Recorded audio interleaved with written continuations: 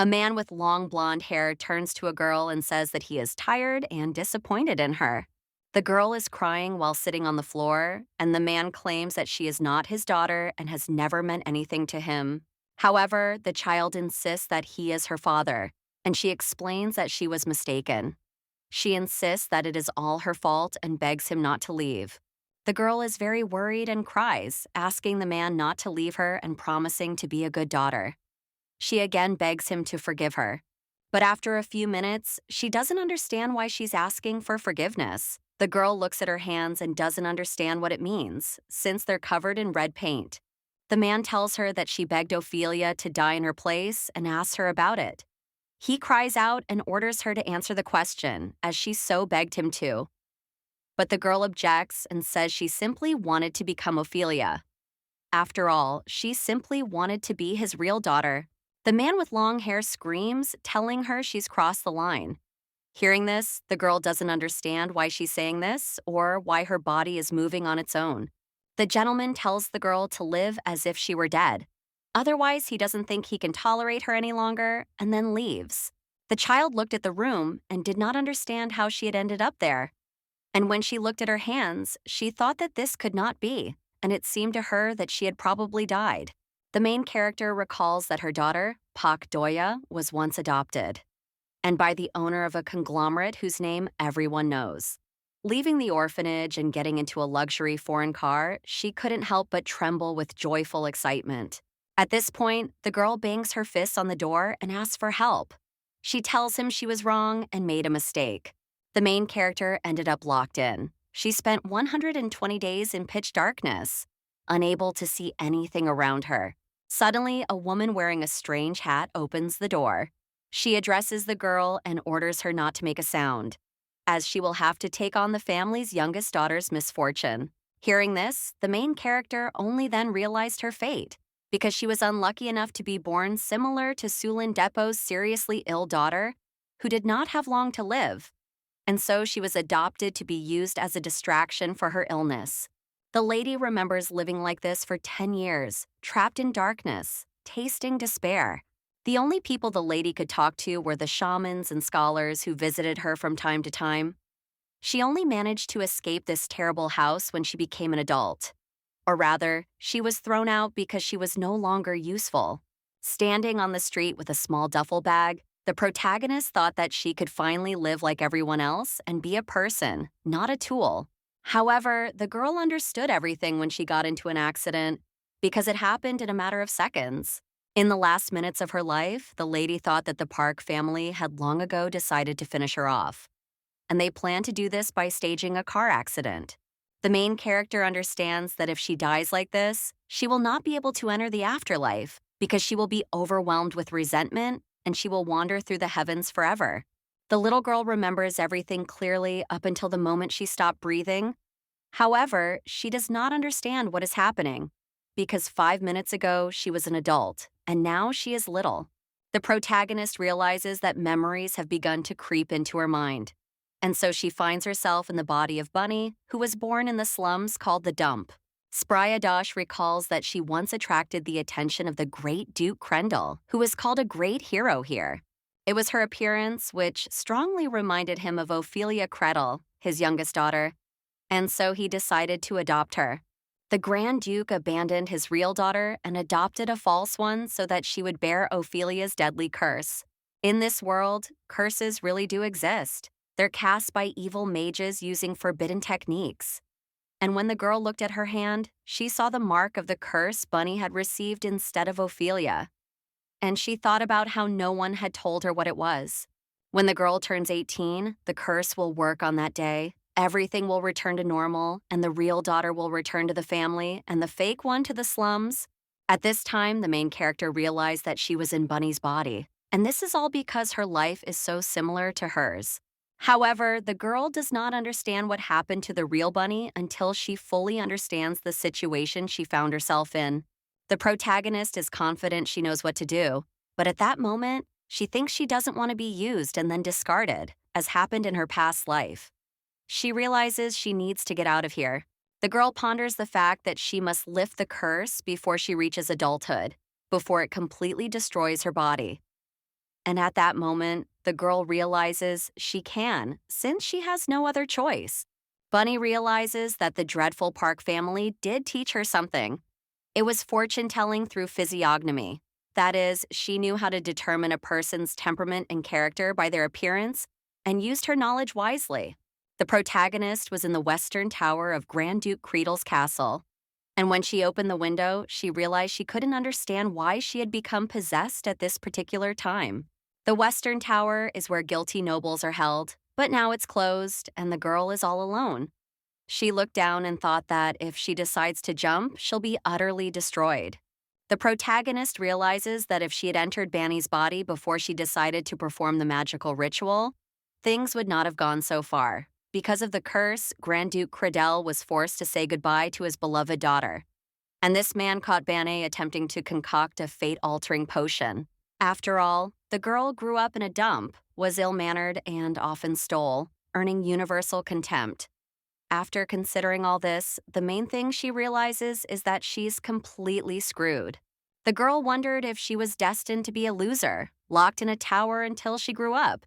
The main character realizes that Bunny is now 10 and therefore she will have to stick around here for another 8 years. The girl understands that determination alone isn't enough, and she'd definitely do something if she could act and meet other people.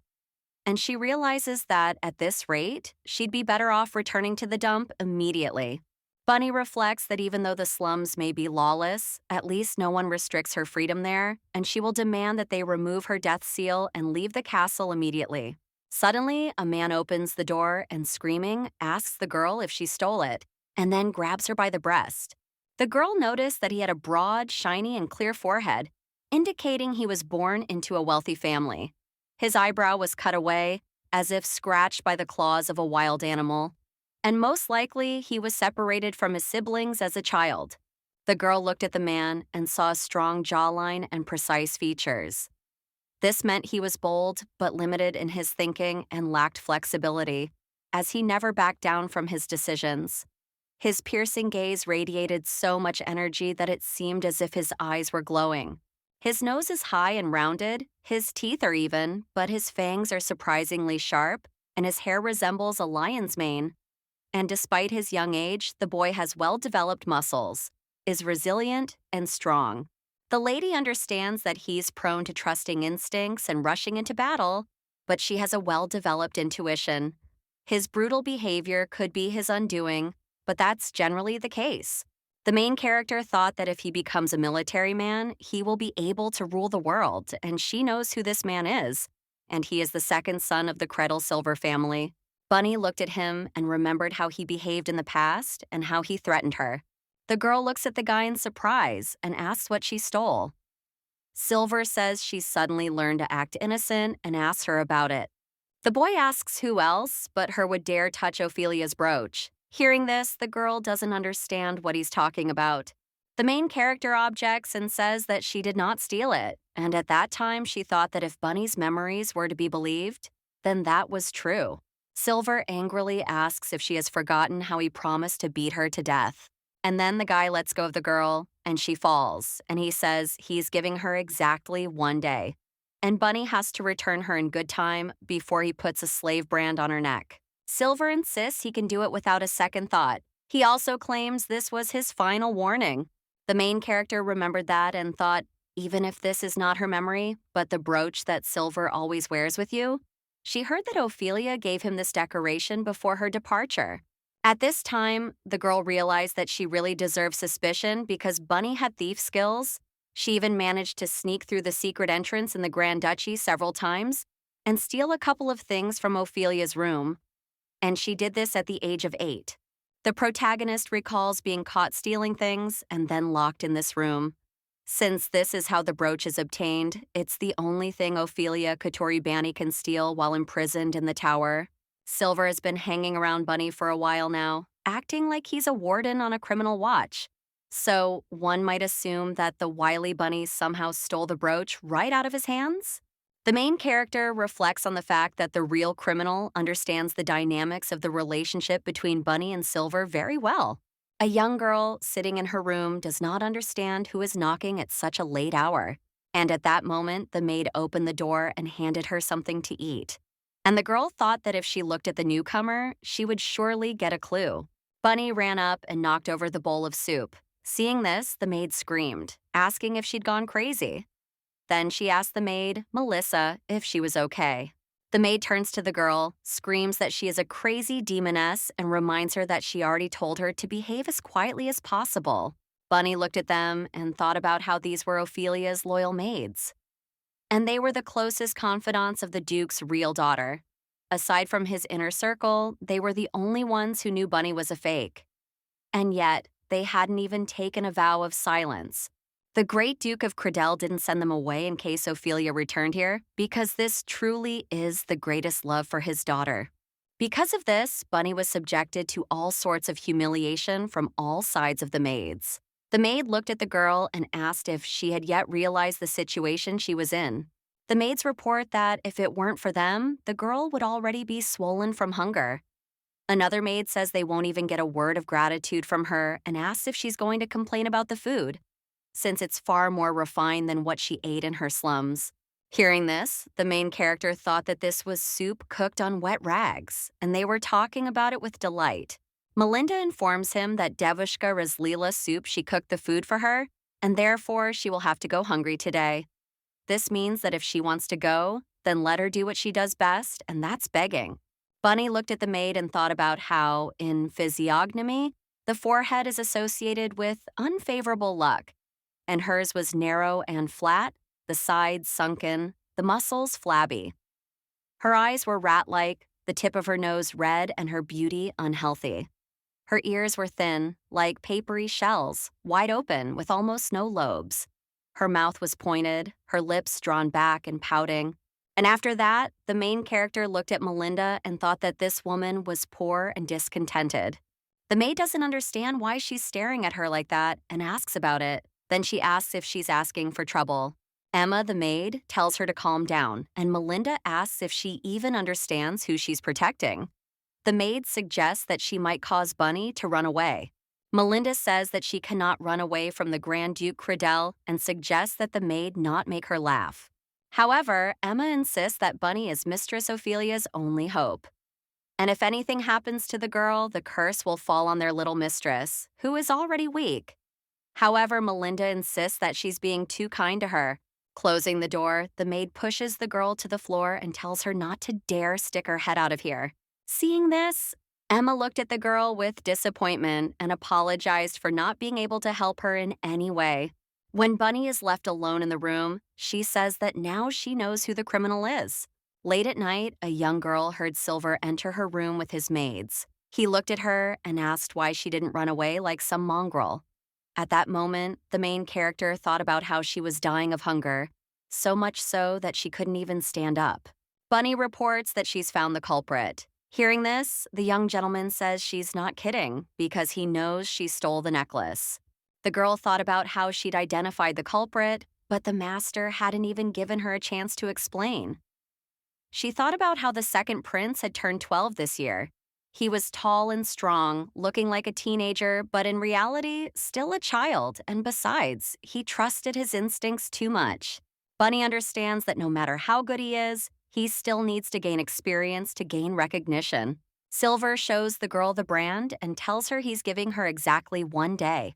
Because of this time, she must return it kindly, or he'll put a slave brand on her neck.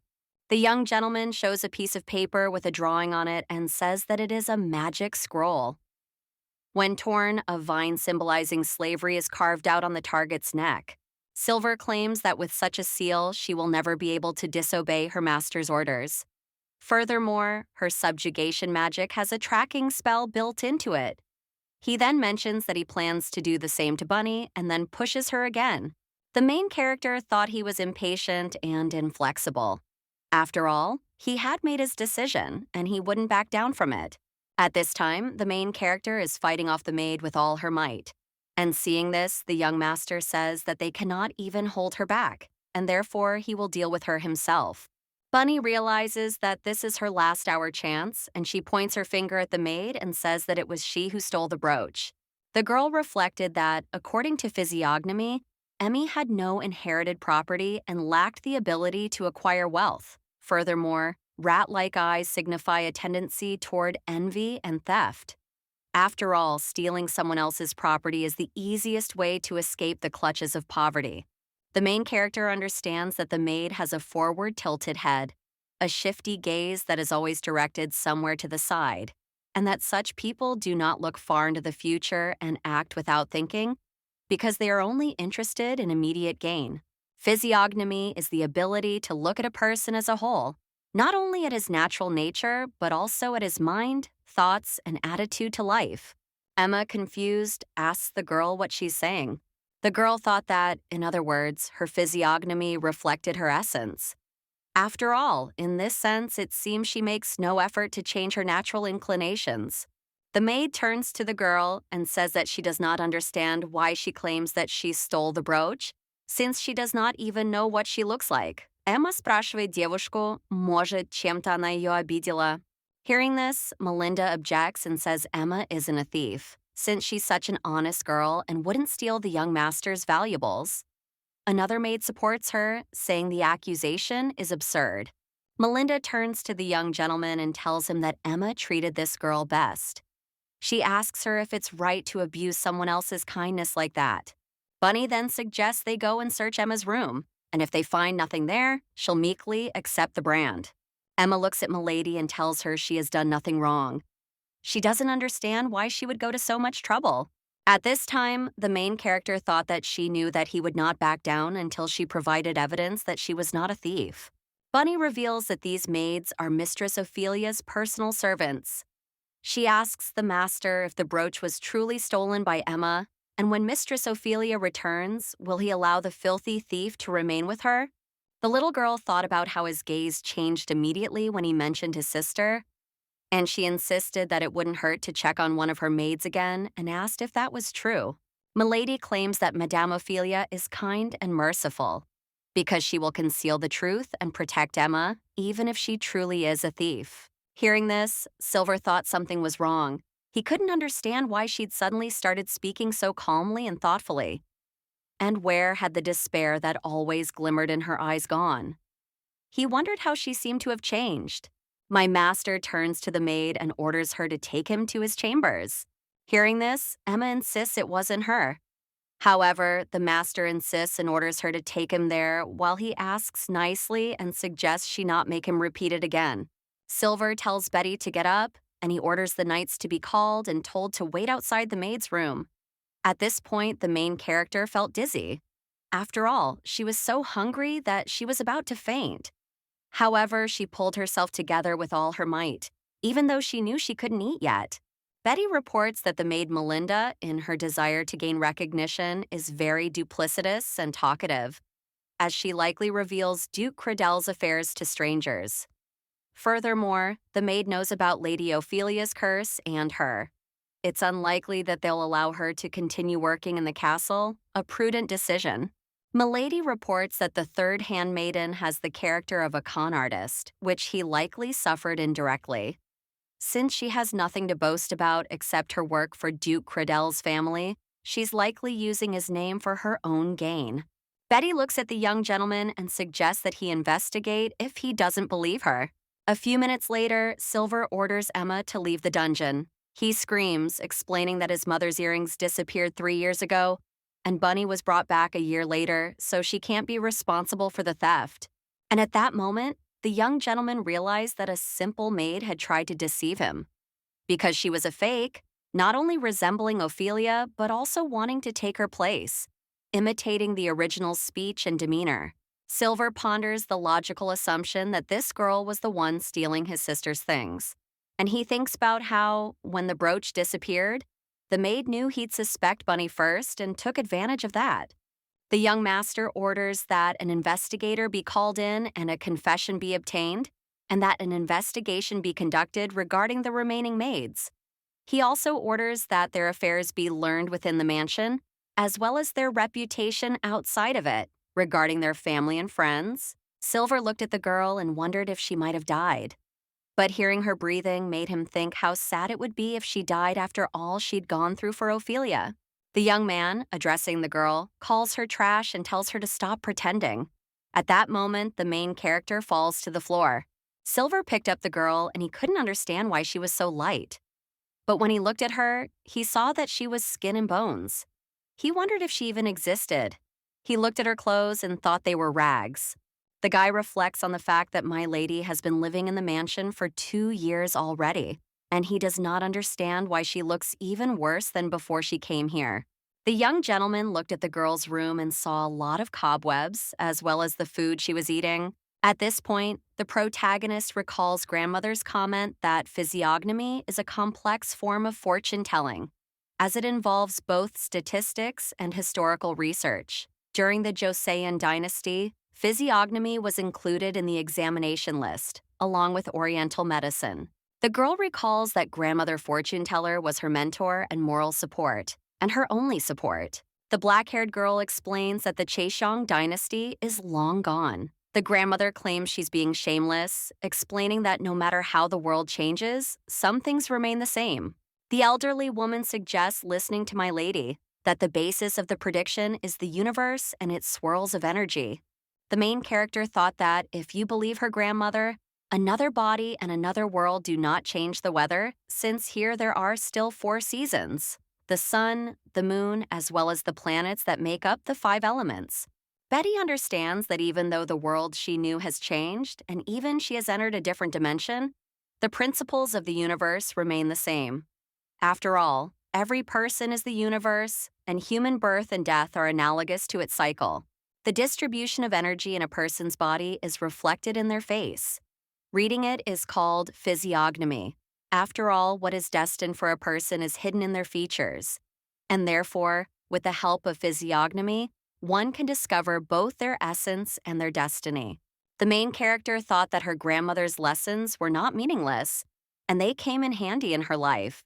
Lying in bed, Bunny thought she was dying from the pain. Her body was throbbing as if she'd been beaten. However, no matter how bad she felt, there was no one to care for her. She knew her body was still weak, so a continued rise in temperature could lead to a tragic outcome. Milady lies in bed, but her soul seems to be crying out for help and salvation. The main character doesn't understand whether this is all because she's in a child's body or because she's in someone else's, and she wonders where such useless thoughts come from. After all, it's pointless. Bunny thought that she was a fool, and no matter how far she stretched her hand, there was still no one here who could help her. But suddenly the main character felt that someone touched her hand, and opening her eyes, she saw Duke Credell next to her. Detective No chaos reigned here, unleashed by demonic monsters, unleashed upon the world by sorcerers and their minions. It wasn't uncommon for entire countries to vanish from the map in a single day. Just when the world was on the brink of collapse, one hero dispatched the Demon King with his silver blade and icy power. He then froze and sealed the core that served as the monster's life source. The defeated sorcerers were exiled to the north, and the hero, together with his brother, founded a new state, the Empire of Abyssus. And if the emperor was compared to the sun, illuminating an already bright world, the Grand Duke was the moon, bringing light to a world drowned in darkness. A clear, bright moon, shimmering with a blue glow, eventually earned the Credel family the nickname Blue Moon Credels. And now they wield incredible influence within the empire. The girl looked at Duke Credel and thought about what kind of hero he could be. Because for her, he was a trickster who tamed an orphan from the slums and used her to ward off a curse. Bunny recalls seeing this gentleman near the trash, and after he asked if she would go with him, the girl didn't dare refuse him. Lying in bed, the girl looked at the Duke and said that he never meant anything to her either. The main character felt that the gentleman had let go of her hand and thought that it was a dream. Since it was unlikely that the Grand Duke would come to visit Bunny, the girl remembers that he himself told her to live as if she were dead. The next day, Milady felt a sense of freshness spreading throughout her body. She felt simply wonderful and couldn't understand why. Bunny opened her eyes and saw a man standing next to her. She looked at his face and saw rounded eyebrows and eyes, a noble expression. His lips were slightly upturned, as if painted with a brush, and his hair was soft, straight, and neatly styled. The girl noticed that his posture was perfect, and his legs were so long they seemed to reach for the ground. After all, such people typically possess wood energy, which is responsible for a clear mind and quick wit. And she realized that this was a typical future scientist. The girl examined the smooth line of the bridge of her nose. The shape of her ears resembled a wolf's. The tip of her nose resembled an arrowhead. The narrow, milky cheeks of her inspected outer part. Emotionless, cold, perhaps even cruel.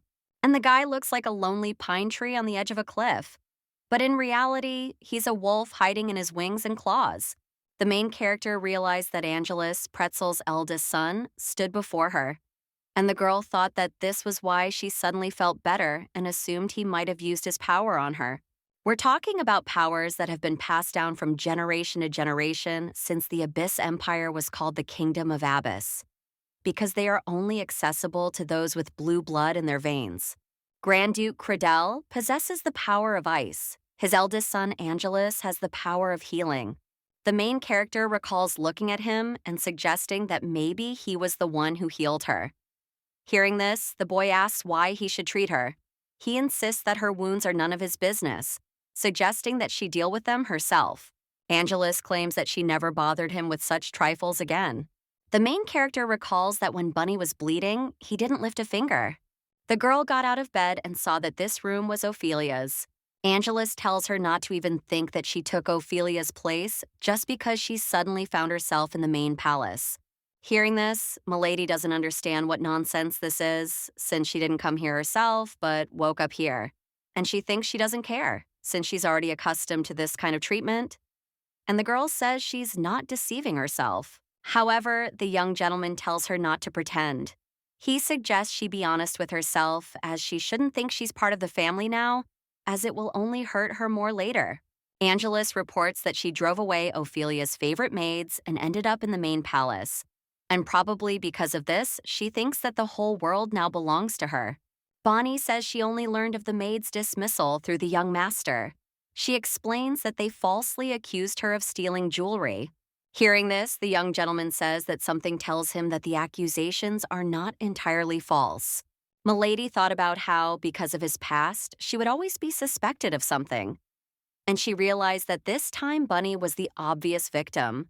And she asked if he knew how the maids had treated her over the past few years. Angelus asks, "What's wrong with that? He knows all about it." Hearing this, the protagonist doesn't understand how he can say such a thing, or if he knows everything. The young gentleman informed her that since it was their oversight, they had decided to compensate for the damage with a reward. At this point, the girl thought about why he had cured Bunny. The main character just wanted to calmly discuss the situation, but everyone in the Cradle family is always trying to hurt the poor girl. And she doesn't understand why this is the only way. Milady thought that it was good that the real Bunny didn't have to go through something like that anymore. Angelus reports that he doesn't know what she did, but her father allowed her to stay in the main palace. Hearing this, the protagonist was surprised and understood why she had been placed in Ophelia's room. And she thought the Grand Duke had gone mad. Because opening the baths to the main palace would be tantamount to officially introducing her to the world. The girl understands that she will be treated as Ophelia's official replacement. At this time, the main character says that the young gentleman mentioned that she would be given some kind of reward. Angelus says he knew she'd ask, and he knows her desire is obvious. So he'll say right away that she can't truly wish to replace Ophelia. The young master insists that she shouldn't even dare call him brother when they're alone. He wouldn't allow it. The girl replied that she hoped she wouldn't have to call him that even in public. Hearing this, the young gentleman was surprised. The main character realizes she will now live in the main palace. And at that moment, she thinks about what she hates, because she's already been betrayed by people like him. And she thinks he shouldn't even dream of it, because she won't tolerate such treatment. Bunny reflects that the warm room and nice clothes weren't given to her for free. After all, kindness will eventually come at a price. And these people will force her to fulfill her duty in proportion to how they treat her. Milady reflects that she won't even be able to resist because her every move will be constantly watched. And the man sitting in front of her is already behaving exactly like that. The main character informs him that, as a reward, she asks him to release her from the Grand Duchy. She reminds him that he said she would receive some kind of reward. Hearing this, Angelus couldn't understand what kind of trick this was, since she had just said she wanted to leave the Creedle family castle. And he wondered if maybe this wasn't the same bunny. The young gentleman smiled and said he wished she could succeed. And at that moment, I thought the girl thought that if she said something like that, he would try to stop her. Angelus looked at the lady and thought that she was stupid, because even now his hands were itching to throw her out of Ophelia's room. Milady reports that she's glad since they see eye to eye. The girl explains that only the Grand Duke can make such a decision. Therefore, she would like to speak with him immediately. Betty says she's sure the young master won't object. Hearing this, Angelus thought it was a hopeless undertaking. He had no idea where she'd go once she got out of here, and her only path could be back to the dump, where there was nothing but criminals and piles of trash. The young gentleman thought about how much longer she could behave so shamelessly. Surely she would soon come running back and say she was wrong and beg him on her knees, not kick him out. Angelus reflects on the fact that he should be in his office at this time. The main character, standing in a large corridor, thought it was funny, since she'd never been here before. But she knew exactly where to go. And she remembered how, when Bunny was 8 years old, she discovered a secret passage to the main hallway. Milady recalls that the girl used her talents only for thievery and to steal Ophelia's things. And she understands that her behavior is difficult to justify. However, the main character does not understand why she is the only one to blame for all of this. Because for the dump's inhabitants, that era of enlightenment never arrived. And to survive, they still have to deceive, intimidate, and kill. Bunny had been like that since birth, and she wasn't about to change overnight just because she was adopted by the Creedles. Besides, she only stole things that showed love to Ophelia. Bunny wanted so badly to be treated the same way, and she wanted to be the daughter's favorite. The Creedle family cannot forgive Bunny for what she did. Yet, if they had tried to meet her halfway, if they had given the girl a chance and cared for her, and then asked her why she did what she did, everything might have turned out differently. The main character opened the door to the Duke's office and saw him, then thought that he decided that it was the butler or his assistant. Since he didn't even look who entered, the Duke asks her what she's doing here, and at that moment, Milady thought about how he'd realized who was standing before him, and without even raising his head, the girl agreed and thought it was good that he wasn't throwing her out. Bunny reports that she just found out that she was allowed to stay in the main palace, and she thanks them for their kindness, but she doesn't need it. Hearing this, the Duke was very surprised and even angry. The girl thought that he had broken the iron pen by simply squeezing his fingers tighter. Mr. Creedle looked at the girl and asked what she had just said. The main character looked at him and thought that even after adopting Bunny, he was so indifferent to her that she wondered if maybe he wasn't a hero at all, but just an ordinary bastard. Because the image of the blue moon perfectly matches the hero's mask. His penetrating gaze alone, his slanted eyes, would captivate anyone. His nose is high, his lips are beautifully shaped, like scarlet petals. Both his face and body are perfectly balanced and symmetrical. The protagonist understands that the Duke spent most of his life on the battlefield, yet his skin remained flawless, like that of the moon god, who stands guard over justice. A messenger descended from heaven, one who blesses the earth he treads. A naturally gifted person destined to live a long life. The girl looked at the Duke and thought it was funny to hear him praised for his good nature. Although a hero can't be a hero to everyone, the protagonist looked at the color of his eyes and remembered how they reminded her of blue water. However, there was no hint of a living sparkle in them. They were more like a riverbed dried up during a severe drought. The eyes are the mirror of a person's soul, and now the once dazzling sparkle in the hero's eyes has faded, leaving only a blackness like ash scattered in the wind. And the girl doesn't understand how anyone with such an aura could even remain alive. The Count looks at the girl and informs her that he has asked her a question. She replies that she would like to offer him something else. The protagonist explains that now that his daughter's curse has come upon her body, she no longer needs to stay here. And since it's her fault, Lady Ophelia cannot return to the Creedle family castle and asks if that's true. Milady says that's why she's asking to be sent back to the slums. And she claims she'll disappear from his sight so he can live with Lady Ophelia again. The Count asks her where she got that idea from, The girl explains that she's heard similar things from others many times. Betty explains that if a cursed person and the bearer of the curse are in close proximity to each other, there's a risk the curse will return to the original bearer. This is precisely why Mistress Ophelia lives somewhere outside the city. The Count wondered who had told her this. At that moment, the girl considered that it might just be rumors. However, she realized that the castle's inhabitants believed that this was how the curse worked. That's why the Creedle brothers had resigned themselves to her presence here. The man looks at the girl and tells her not to take this seriously because it is not true. Upon hearing this, the protagonist thought all was lost. Since she was planning to appeal to his paternal feelings, he proposed a reunion with Ophelia. The girl asks why Madame Ophelia was sent away from the castle, and the Count replies that it is none of her business. And at that moment, the main character thought that he wasn't going to share such important information with Bunny, even though she had taken the brunt of the blow instead of his daughter. Milady informs him that if he wishes, she will swear him silence. And if he wishes, he can keep her under surveillance. She explains that he doesn't necessarily have to send her to the dump. He could simply exile her outside the empire, and so she will go wherever he wishes. The man pours the girl back into his room and says that he made the best choice for his daughter since she is here, and Ophelia is there and this will not change in the near future. Betty thought she was talking to a wall. One word from him and she would have left the castle in the blink of an eye. But now, on the contrary, she would have to remain in this hell forever. The heroine looked at the Count and thought that it was clear from his eyes that he couldn't even collect his thoughts. After all, in that gaze, indifferently watching everyone else, one could read only boredom. And such a man would never empathize with another. Milady reflects on how the Count doesn't show open hostility toward her, yet he irritates her no less than the other Credels. And she realizes that the Duke initially had neither the warmth nor the motivation to bother with Bunny. And yet, this still angers the protagonist beyond measure.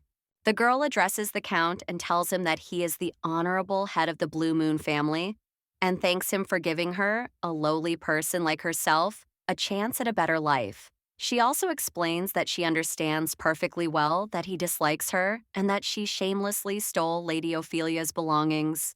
The protagonist asks if he could come to her halfway just this once. However, the man replies that she is safe here. The lady replied that for her, there was no difference between the slums and the Creedle family's castle. And at that moment, the girl thought that it was probably even worse here, since at least there was a way to escape from the dump. But here, Bunny had no chance of hiding from the local non-humans, no matter how much she wanted to. The protagonist says she no longer wants to starve and doesn't want to be criticized without reason. She also insists she doesn't want to fall down the stairs again because of someone else, and she doesn't want to live like this anymore. And then, without noticing, the girl herself had approached her and wiped away her tears. Seeing him, the girl pondered the fact that the Count thought she would cry in front of him.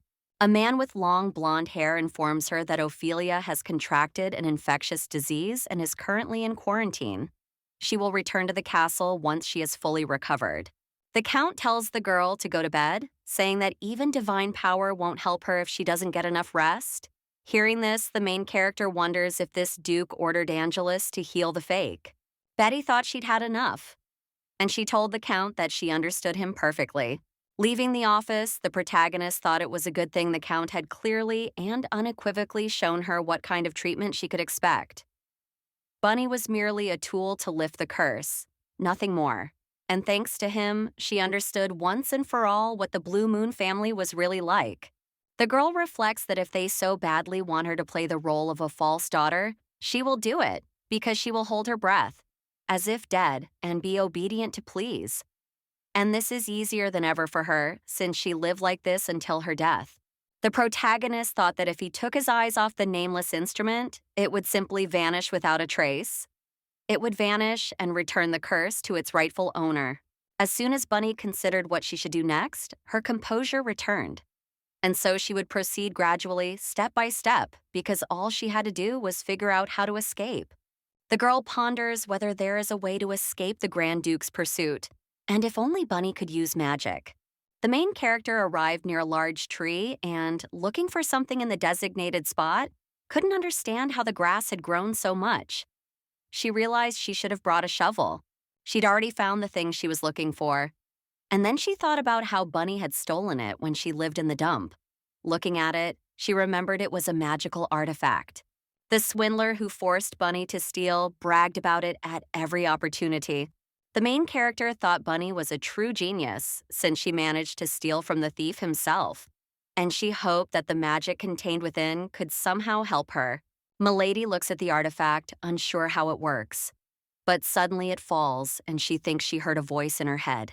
Betty wondered if, since she only had one earring of the pair, it might magically allow her to communicate with the owner of the other. The girl, looking at this, felt uneasy. After all, the thief had said he'd stolen her from the palace, and she was thinking that there was nothing wrong with that, since no one had been looking for the earring. The main character looks at the earring and hears a voice asking who she is. The girl thought about how quietly she spoke, but it was audible, and that it was clearly a child's voice and a very pleasant one at that. Voice characteristics complement the knowledge gained through physiognomic analysis. After all, the main character hears a clear and resonant voice, without any unnecessary vibrations, and she understands that although the person on the other end of the line is still a child, their tone remains even from beginning to end. Milady realizes that, besides, even though he only said a couple of words, it would have been enough to attract everyone's attention. She states her name, and in response, she hears a question from the rabbit. The girl objects and says that this is her name. And at that time, she thought about who decided to call her that, since the name is really strange. Bunny hears that he spent all 8 years of his life waiting for an answer, but instead received a rabbit as his interlocutor. Hearing this, the main character thought that he was still just a baby, and the most important thing for her was not to laugh. The voice asks where she got this earring. The lady replies that she came across it by accident. The voice is surprised and asks when this happened. Bonnie explains that she was kidnapped 2 years ago, long before that. So she's probably been to many people. The voice asks why he should believe her. Milady replies that it's up to him to decide whether to believe her or not. She then asks why he waited 8 years for an answer. She explains that she knows from personal experience that waiting for something without any guarantees is pure torture. The boy claims he waited patiently, eager to hear what they would say. Meanwhile, he thought they were playing the silent treatment, but it turns out they weren't even listening. The main character thought that the artifact in the form of earrings, with the help of which one can communicate with each other, looked like a sign of someone's love. 8 years ago, the war had only just ended, and the peace that followed was fragile. This means that the owner of the second earring either died or lost it and never bothered to find it. The unknown boy claimed he'd decided he and his mother weren't worth looking for, or perhaps he'd simply forgotten they existed. Hearing this, the girl thought that, judging by the intonation of her interlocutor, the second option was the most likely, and it seemed that the boy knew who his father was. The young gentleman says that it's all over, because this man means nothing to him. The protagonist understands that anger, hatred, despair, and resignation, these are the horrors this boy has endured to experience such feelings. And it seems to her that he has long since given up hope. Betty considered keeping the earring. She then suggested that he would have to find another way to contact this person. Since she was unlikely to be able to return the earring to its original owner, she announced that this was the end of the line. But suddenly the boy screams and tells her to wait and not break the connection. At this point, the lady realizes that, of course, this is just an 8-year-old boy. He's been waiting his whole life for a miracle and has ended up cruelly disappointed. And she thinks about how his family seems to have a complicated history. And she realizes she doesn't want to get into it. The girl asks why he doesn't interrupt, and she suggests that he speak because she is listening. The boy asks her not to throw away the earring and says nothing more. And at that moment, the main character thought that he had stopped her, but in the end, he had cut off the connection himself. And she had been worrying about him for nothing. Betty thought about how she'd put so much hope in this artifact, but in the end, it had proven useless. So she was simply sealing it away forever. Suddenly, the main character overheard Silver calling her trash, and he asks her what she's doing there. He claims she's doing something weird again and asks her about it.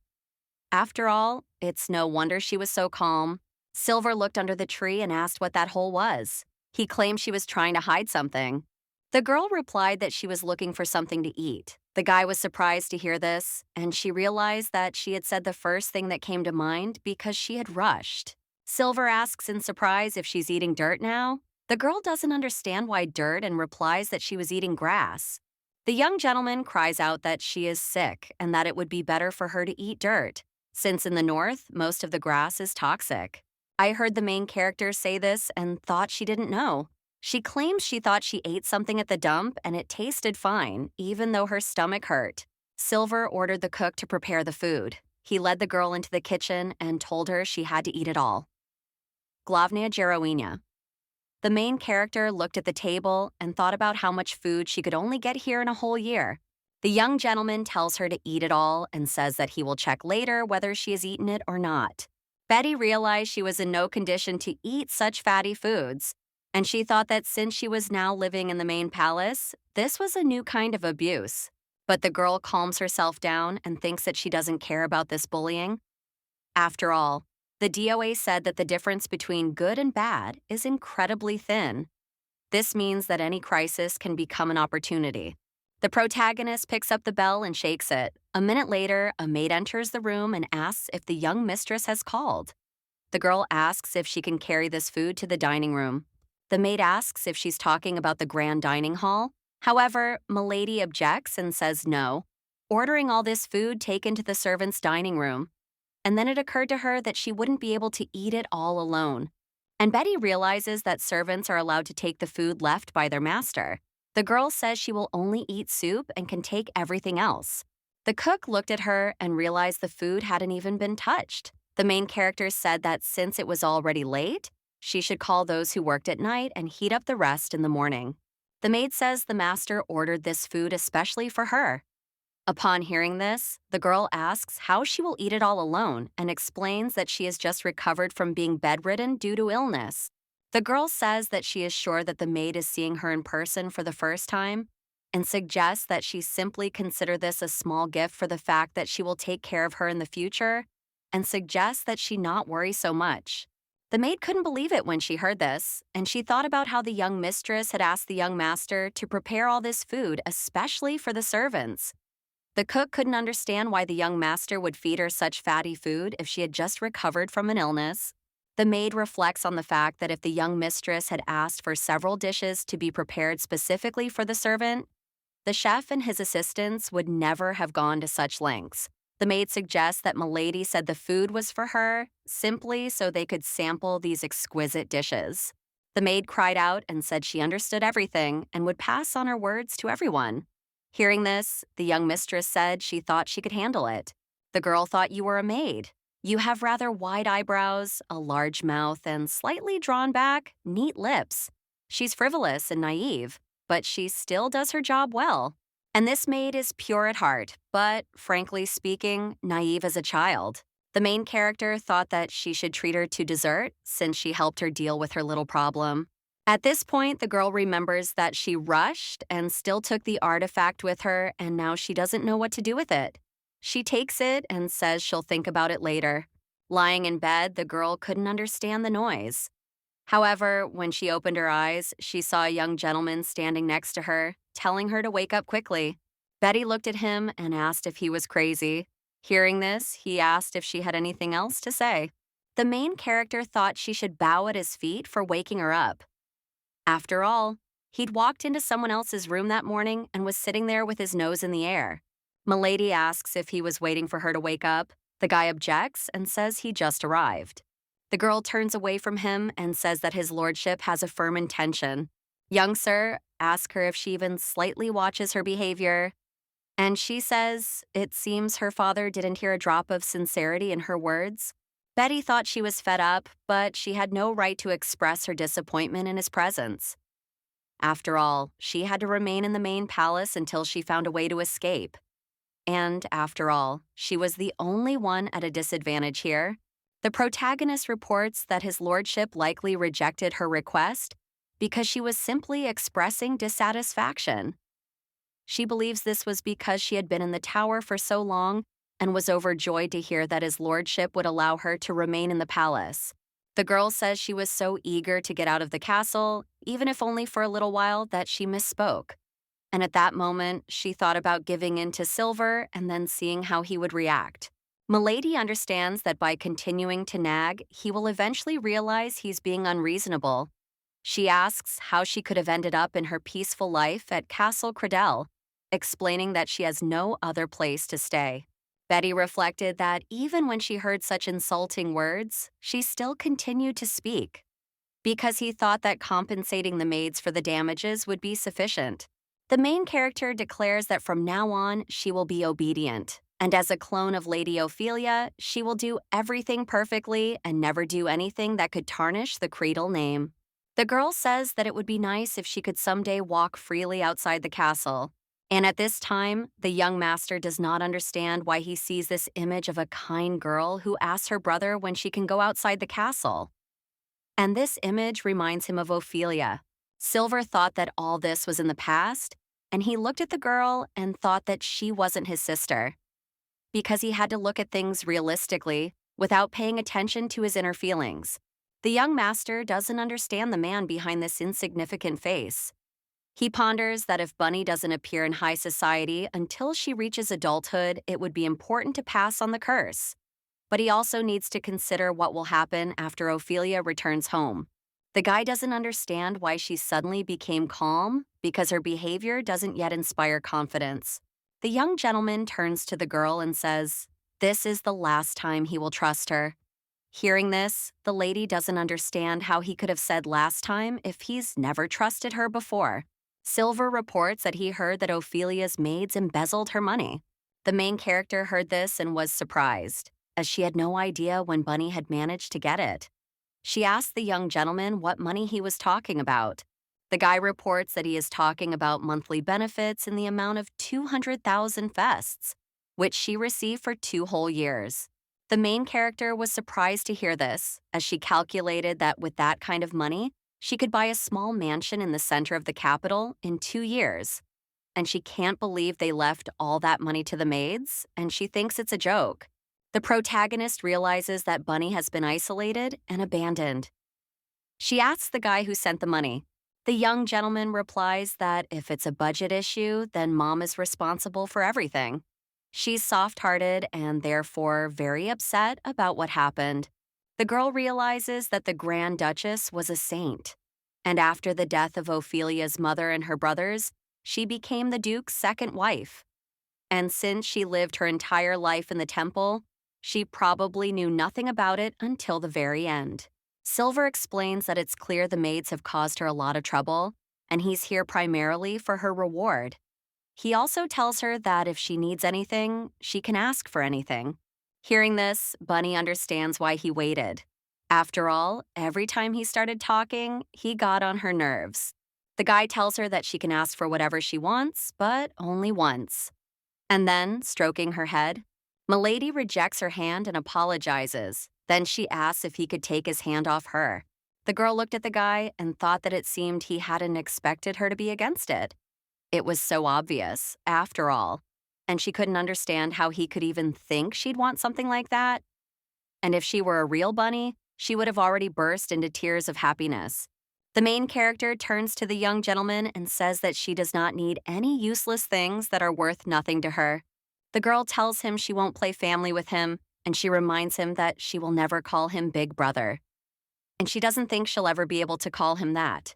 Bunny turns to Silver and asks if she can say what she wants. He encourages her to speak. Milady explains that since she'll be acting as Princess Ophelia's replacement, she believes a decent budget is necessary to match her role. And then she thinks back to asking for the money to be handed over without any extra work. A few days later, a large sum of money was in her account, and these payments were signed by Angelus. Creedle Fernery gave her the supporting document. The young gentleman announced that, in addition, from now on, a substantial sum would be allocated each month for the cost of a decent upkeep. And at that moment, the girl thought with delight that he had actually done this, which meant he hadn't lied. Silver looked at the girl and asked why she had that look. She replied that she could simply rest easy and not worry about delicious food. The main character thought that if she saved up enough money, she could escape and build a large castle on a remote island. But if she wanted to avoid surveillance and cash it out undetected, she'd have to resort to some tricks, and she couldn't figure out how much money she could spend. The lady looked at Angelus and thought that he could not be deceived. The young gentleman announces that he'll be taking about a month off next year to recuperate. He therefore suggests that the girl simply try to stay out of trouble, as they'll resume training at that time. Bunny looked at him and thought that she didn't understand why he grumbled like an old man. He was only 14, and like a storm, he suddenly appeared and just as unexpectedly left. The girl thought that training was in a month, and she decided to go into the Grand Duke's office and read some books. The main character ponders the fact that if she were to have a mentor like in her past life, she'd better start preparing in advance. She's mature and smart enough for Bunny, and she's only 14. Suddenly, Milady heard a voice asking if she was there. She looked at the artifact and debated whether to answer. It would be wiser to simply ignore it, and she didn't understand why she needed to be distracted by this child. A strange boy claims that she dumped him, and he knew it. Hearing this, the lady asks, "What if that's true?" The voice speaks with delight of what it means she didn't throw it away. And the lady confirms this. She says she doesn't understand why she should throw it away, since the earring is hers. And if she does, the boy will never have the opportunity to contact the person he's been waiting for all this time. Hearing this, the guy sighed and asked what this had to do with her. At this point, the main character thought that maybe she should just bury her on the side of the road. She asked the boy why he called her. He replies that he just wanted to know if she was there or not. Then the lady asks what's wrong with his voice. It sounds robotic. However, the boy insists that maybe she was imagining things. Milady thought the timbre was different, because when she first heard his voice during their last conversation, it had made a strong impression on her, and so she could clearly hear the difference now. And at that moment, the girl thought something must have happened. And for a moment, she considered asking, but she didn't, because she thought it wouldn't be easy for him to answer. The main character recalls that in her past life, bottling up her emotions was commonplace. And so, pretending everything was fine had become a deeply ingrained habit. It was unlikely he would find it easy to express his thoughts. And besides her, there was no one who could listen to him. Bunny tells him she's lonely too. She has no one to talk to, nothing to do, and plenty of free time. After all she planned to do today was read a few books, and if he wants to tell her something, he can do it any time. The girl did not hear an answer and thought that he had become completely quiet, and she remembered that when they first contacted, he was much more talkative. Milady says the weather is very nice today and asks him if he's outside.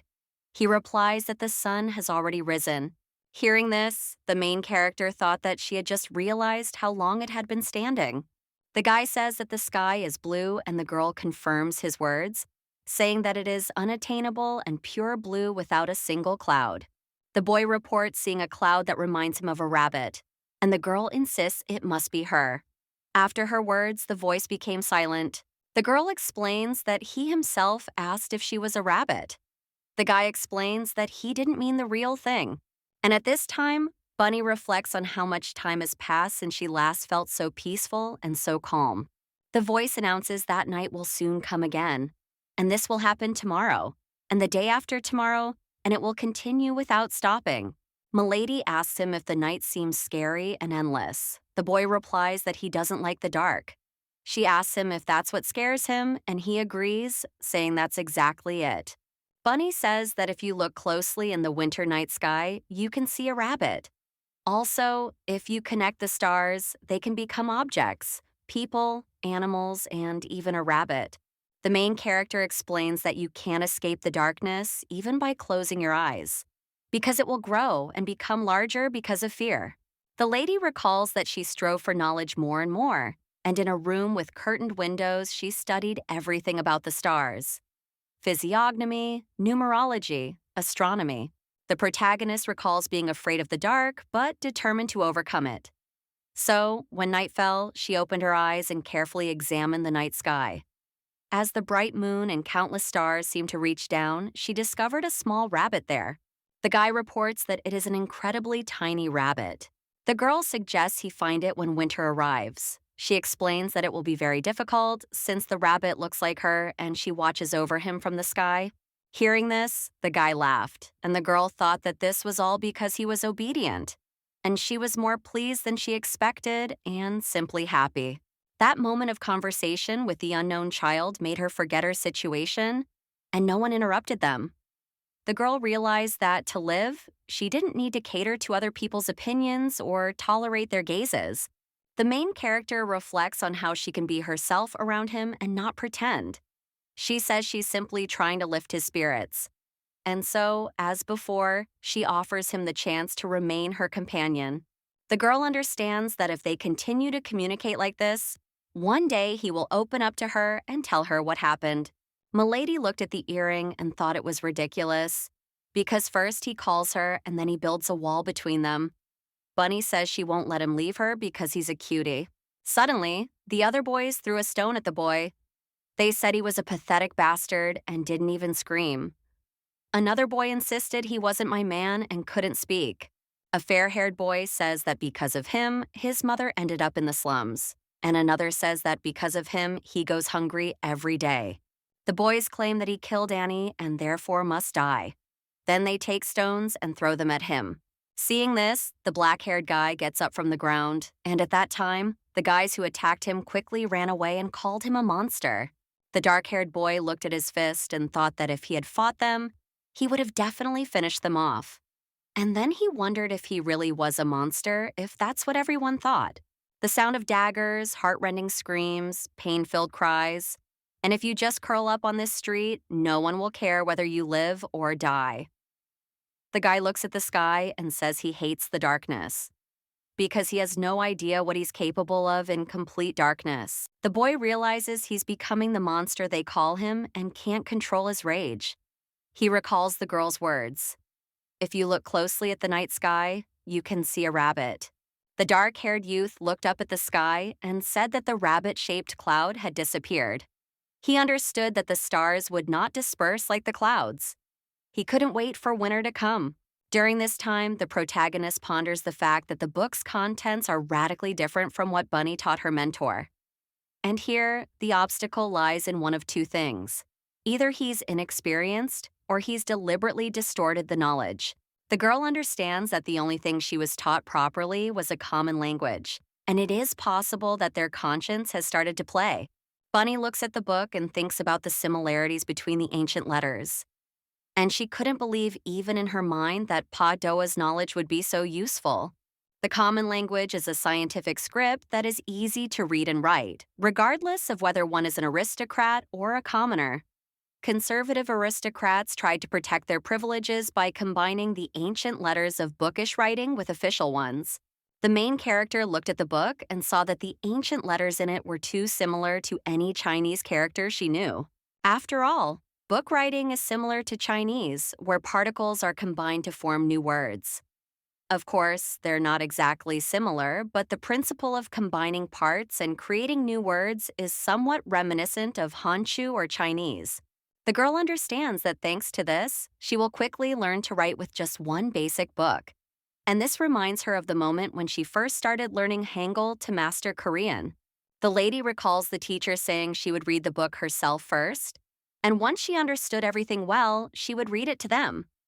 At this point, the protagonist thought about being responsible for Bunny's education again. After reading a few books, she says she hopes she can handle everything. Milady looked at herself in the mirror and thought about how she'd initially thought Bunny and Pa Doa had similar lives. Because ancient scripts, which evolved and developed like Chinese symbols, used a reverse method of counting days by dividing the year and 12 months based on the North Star, and it's customary to attach significance to the date and time of birth. The girl looked at herself in the mirror and saw herself as an adult in her reflection. She wondered if it could all be just a coincidence. After all, this world is the perfect place to take advantage of your abilities. Bonnie doesn't understand if there is a reason why Pak Doa was reincarnated into this world. Suddenly, someone knocks on the door and the lady invites them in. A red-haired maid enters the room. The main character looks at her and recognizes that it's the same innocent girl. The red-haired maid announced that she had gathered a group of maids who had volunteered to care for her temporarily. Hearing this, the girl reflected that she was fine and managing perfectly well on her own and didn't need anyone's care. The red-haired maid tells the girl to open her mouth because her hand will fall off if she doesn't eat. However, the main character objects and says she'll feed herself. However, the maid assures her that she'll feed her, as it would be too much for her. The maid claims that the doctor said that she was not getting enough to eat, and therefore this was a bad sign and she needed to eat well. The main character recalls that a few days ago, the family doctor examined Bunny. He told her that she needed to eat well. The girl looks at the maids, who think she'll break at the slightest touch or be blown away by the wind. She's sure the maids volunteered and thinks she only gave them food and certainly didn't expect this from them. Bunny suggests that it's probably because Ophelia is a symbol of peace, which loves everyone. Milady understands that she must eat if she wants to live, and this reminds her of her grandmother, who told her not to belittle and underestimate herself. Otherwise, she would end up living a miserable life. The girl recalls her grandmother saying she's like a spring tree. And spring is the time when flowers bloom on the trees, and with her destiny, she'll become a whole forest of spring trees. And for that, she just needs to wait until winter passes. The old woman claims that the spring tree is a symbol of strong vitality, as it has sunk its roots into the frozen soil and survived the harsh winter frosts. However, Pak Doa died before that spring arrived. But even now, in another body, Doa's fate remained that of a spring tree. And at that moment, the main character thought about how she needed to eat because she needed strength to live alone. She would have to survive to welcome the new spring and wait for the day when the flowers finally bloom. And for that, she would have to try hard to survive the winter here. The maid says she's a good girl and asks for a little more food. She offers another bite and then asks if her stomach hurts. At this point, the lady thought she still couldn't get used to being treated like this. A few minutes later, the main character heard someone knocking on her door. Then someone invited her in. The maid Angela entered the room and said that from today on, the mistress had been assigned new maids. The red-haired maid says they heard nothing about it. However, the head maid orders them to return to their seats immediately. The maid reports that the young mistress has not yet finished her meal. Hearing this, Angela asks if they intend to obey the order. The maid explains that she meant they can't return to their seats until their mistress finishes eating. The red-haired maid confirms her words, saying that even maids aren't bothered during meals, and therefore she should let the young mistress finish her meal. Angela says that the newly appointed maids will take care of the young mistress's meals, and she suggests that they not be stubborn and do as they are ordered. Betty asks the maid her name, and she says her name, Candace. Lady Gavory, lady, say it's a sweet name, and she'll remember it. Hearing this, the red-haired girl asks why the mistress doesn't ask her name. Head maid Angela informs that the maids who will be looking after her have already been appointed, and this decision cannot be reversed. And she is sure that the mistress already knows about it.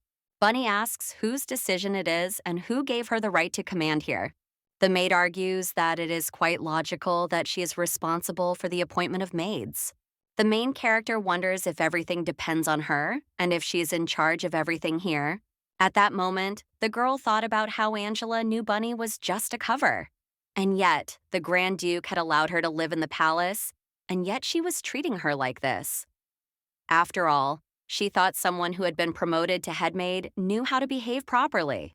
The lady looked at Angela and saw a hooked nose, which since ancient times, such a nose shape was treated with great respect, considering its owner to be someone outstanding. The girl understands that the most important thing is the eyes, and if they look kind, then the person is brave and wise. But if the eyes are evil, then the person is smart. But despite their good intellect, they do nothing but bad deeds. The main character looked at the head maid and thought she wouldn't be smart enough to figure out what was going on. After all, she seemed to have a very reliable protector she trusted. And if that was true, then someone was pulling the strings behind her, although she could fit naturally into everyday life. Bunny realizes that if she screws up, Angela might seize her right to live here. The girl asks the head maid if she thinks it makes sense to be looked after by maids she knows nothing about. The woman claims that the lady will not be able to change the maids who have already been assigned in any case.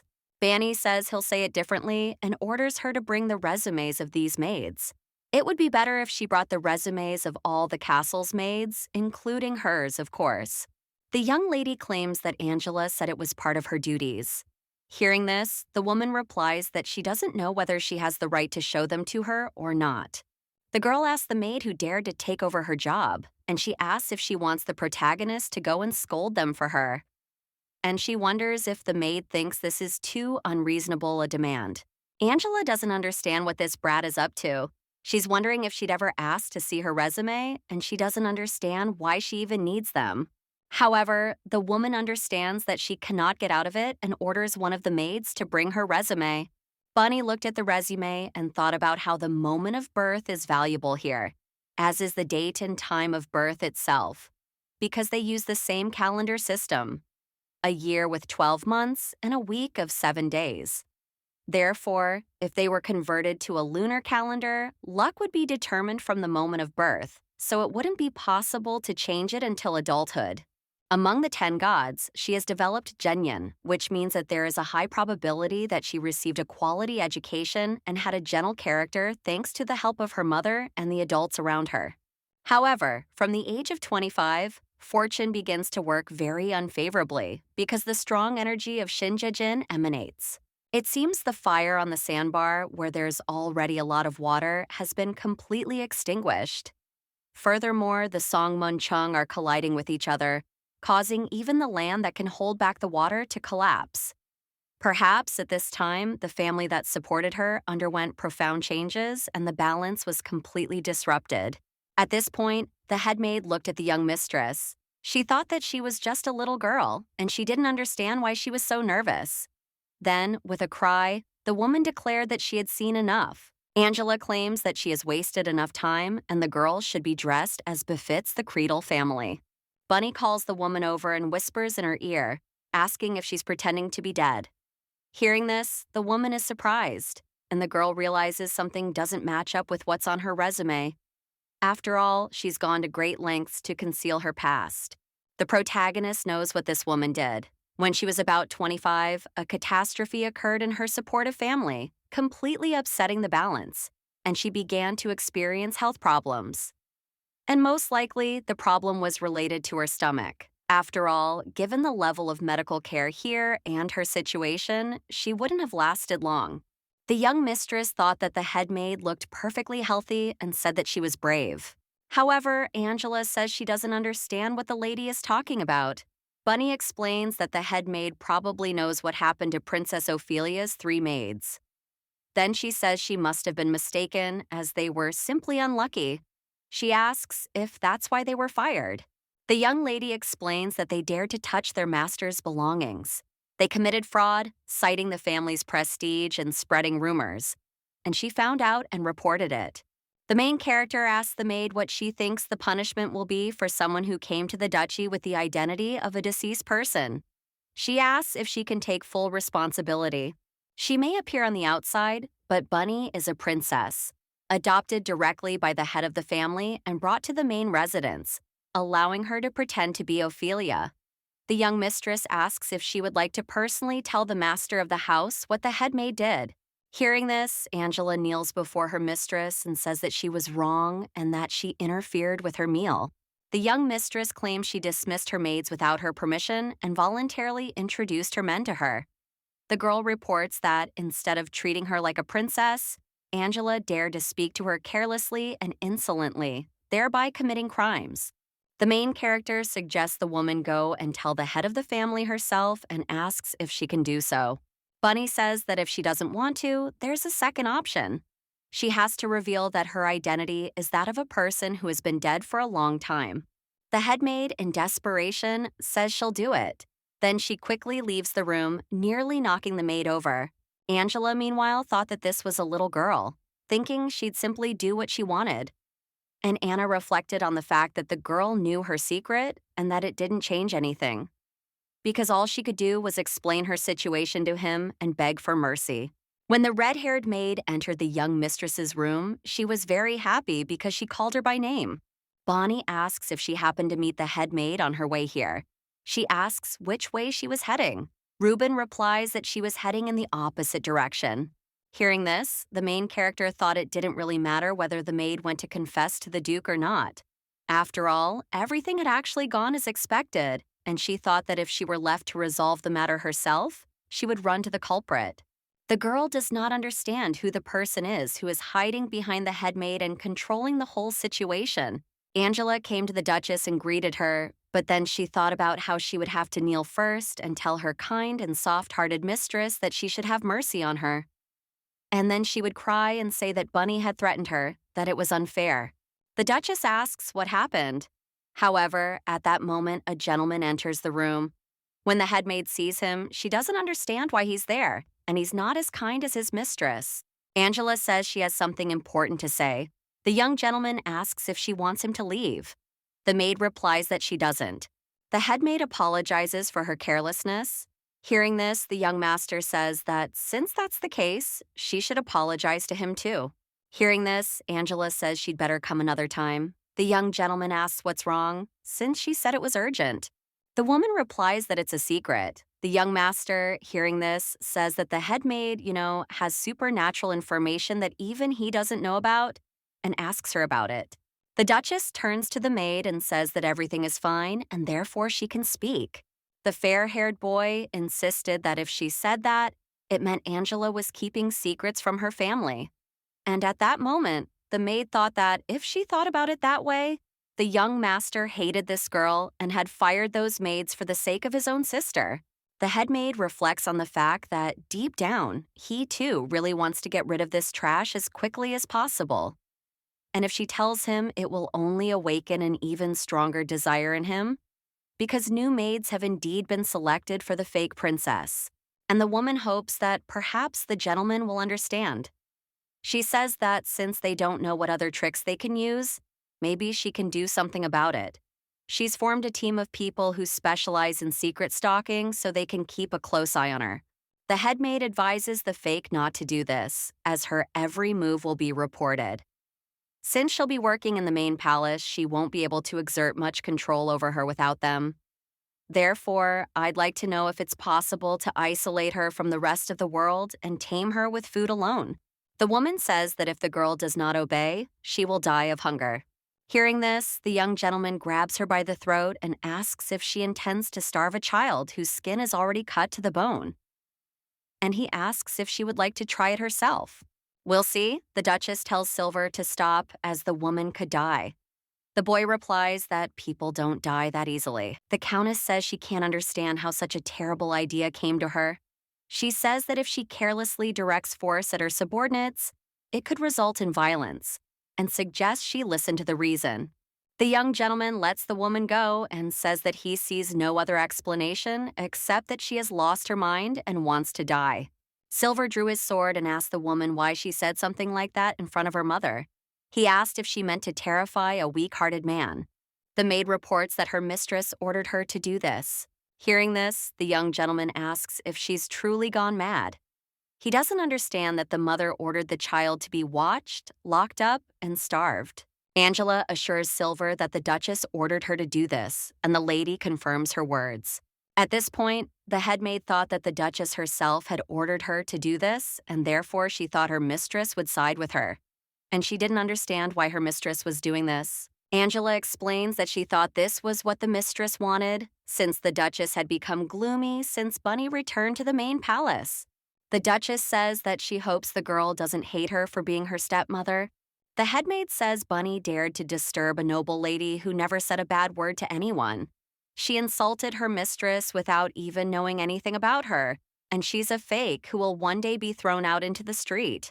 Angela claims she worked hard to get to her current position, and she explains that she did it only for the mistress.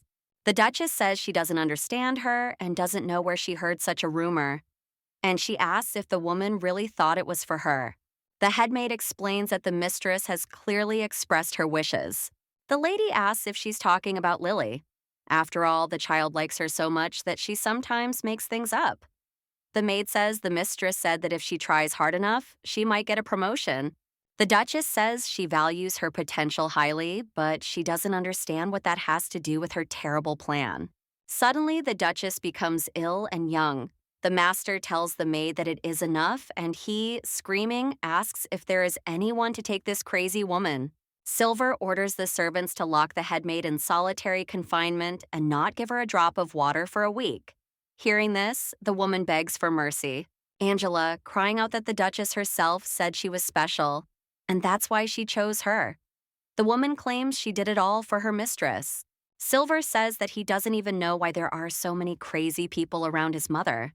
However, the Duchess objects and suggests he stop saying that, as the maid probably disliked Bunny, and she should have noticed it sooner. The young master insists she's so kind to everyone that they've completely lost all fear, and says she's no longer a saint. Silver claims that there is no need to pity the servants, and after that, he leaves. The Duchess, sitting in her room, thought about how she was no longer a saint and therefore had more power in her hands, and she couldn't understand how her maid had gotten caught.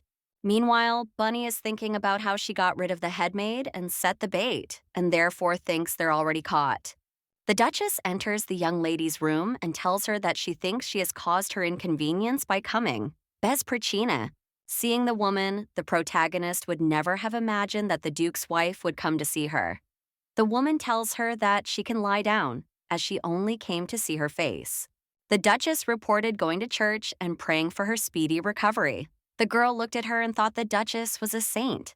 Fluvia, who saved the world from destruction. Even before the Empire was united, chaos reigned everywhere and mages ran rampant.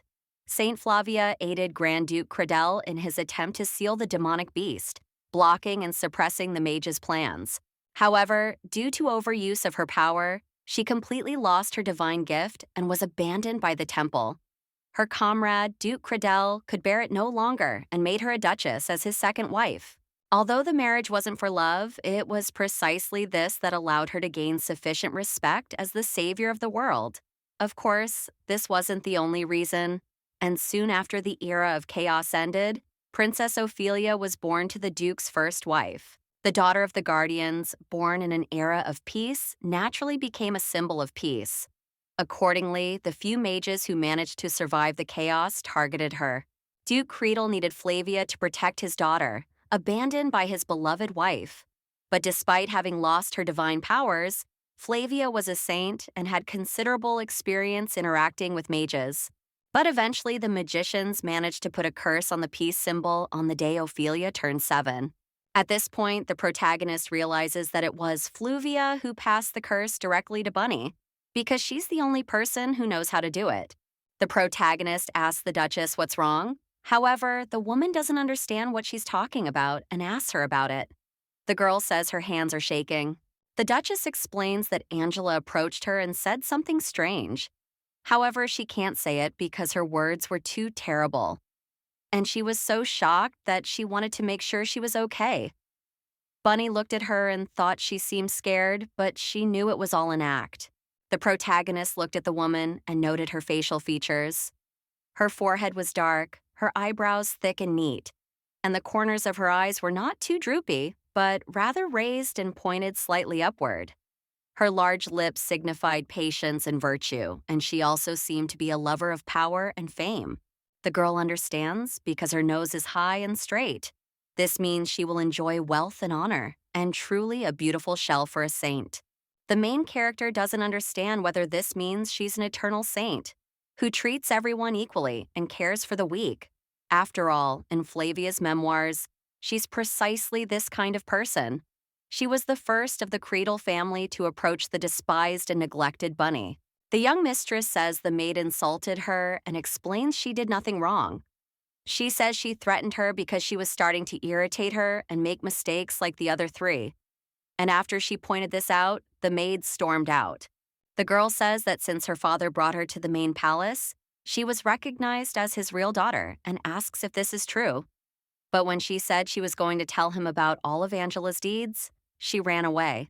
The Duchess says she understands, and the girl says she thinks she hit the nail on the head because the maid immediately went to her. Bunny wonders what the maid did and when she'll be punished.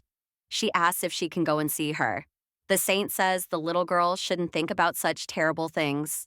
The Duchess says that since the maid's mistake was accidental and she can't do anything about it, Her accusations are unfounded, and she suggests that the girl not do it again. The main character agrees with her, but at that moment, she thought that if the maid were punished, she would look like a fool for falling for a little girl's blackmail. And in any case, everyone would still think Bunny ignorant and indecent.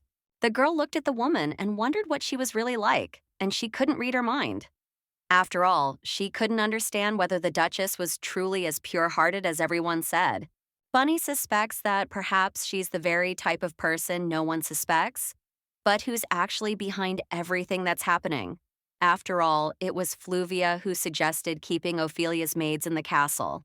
And the maid, who was on edge, was the first to run to the Duchess, and also the transfer of Ophelia's curse directly to Bunny.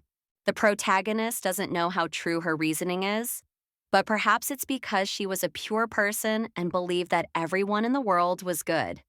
She accidentally got caught up in all this and ended up in this situation. The girl looked at Fluvia and thought that something was still bothering her, and she didn't understand what it was.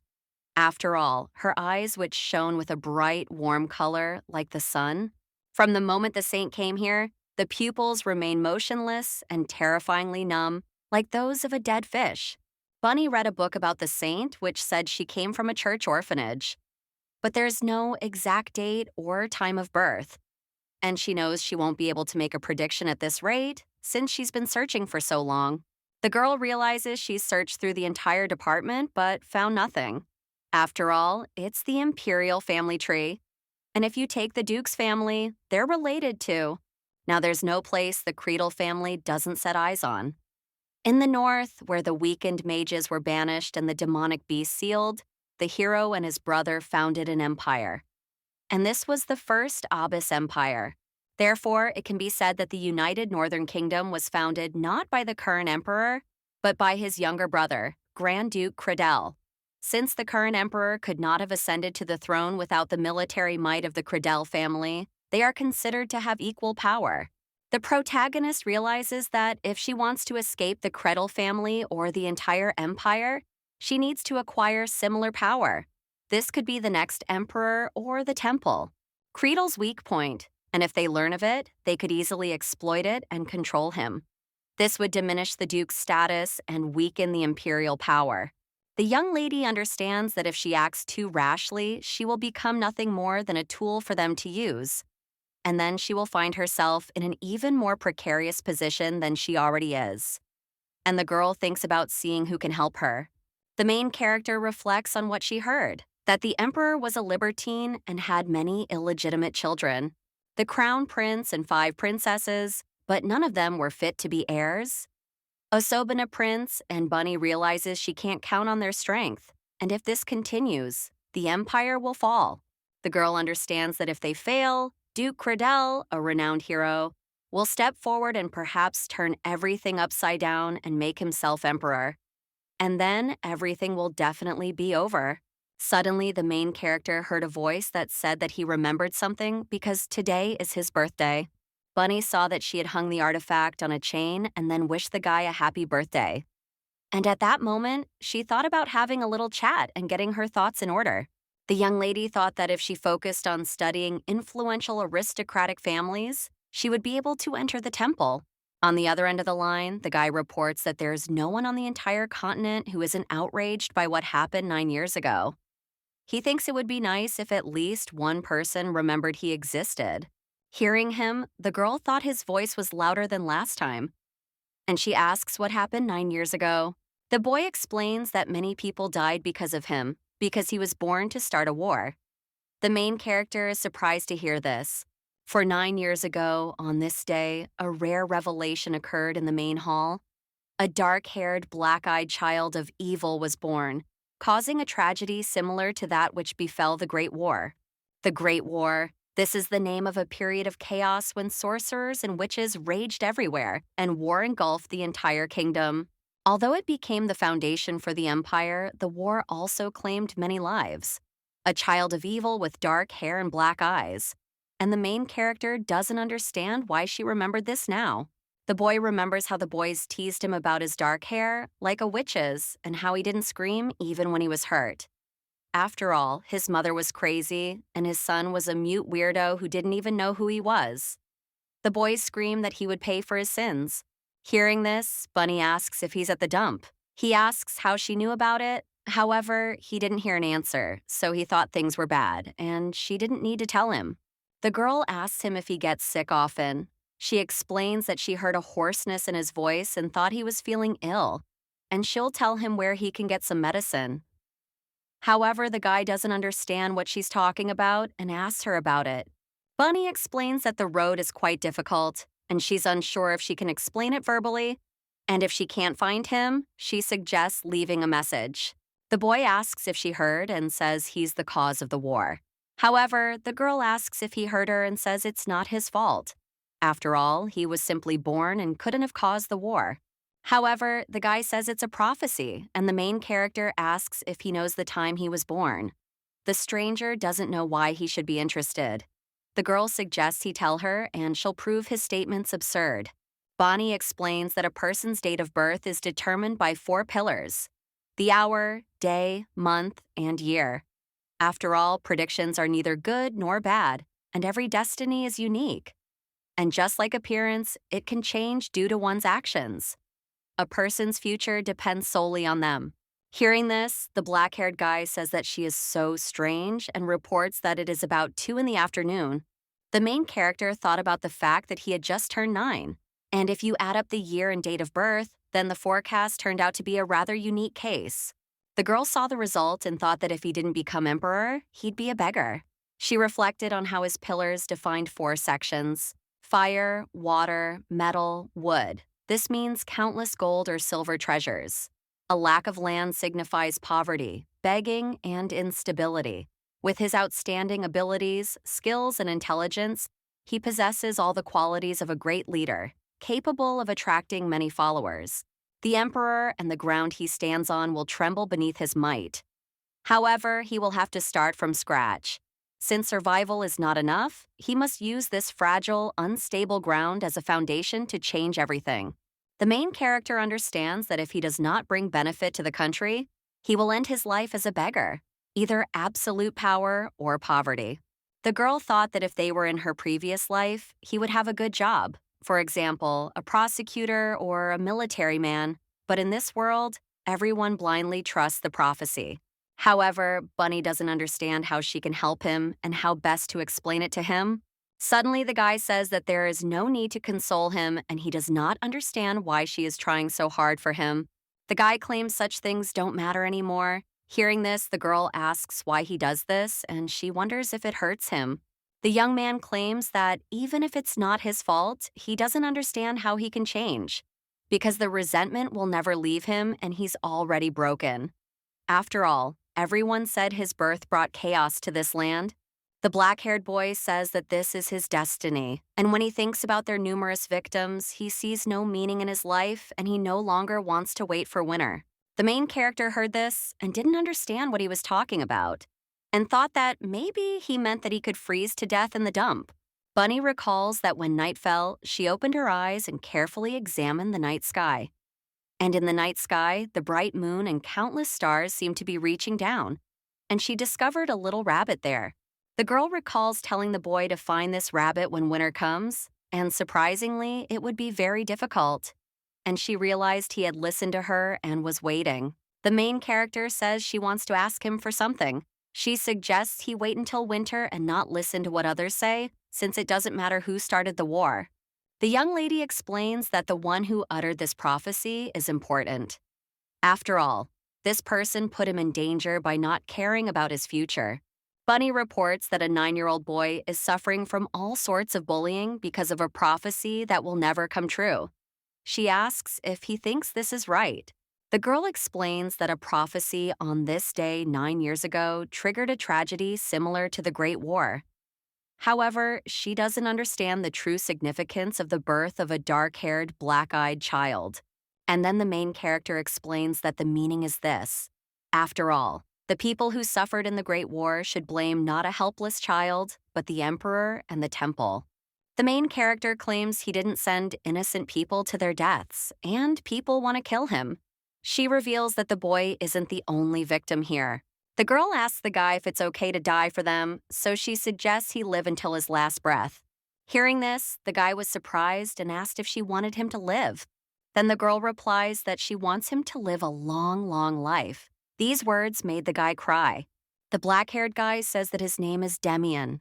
Hearing this, the protagonist realized that in the end, she had learned nothing useful except his name. After all, she realized she hadn't planned to ask him until the end. Bunny didn't mean to be friendly, but somehow she did. However, she understands there are so many unhappy children here, and it all reminds her of old times. The girl considered teaching him about the other constellations, but she'd wasted her time making him wait until winter. She'd told him where the medicine was, but she hadn't told him how to find it. The protagonist knows the winter is too cold, and she worries whether he will survive it. And, more importantly, whether this child will be able to endure his cruel fate.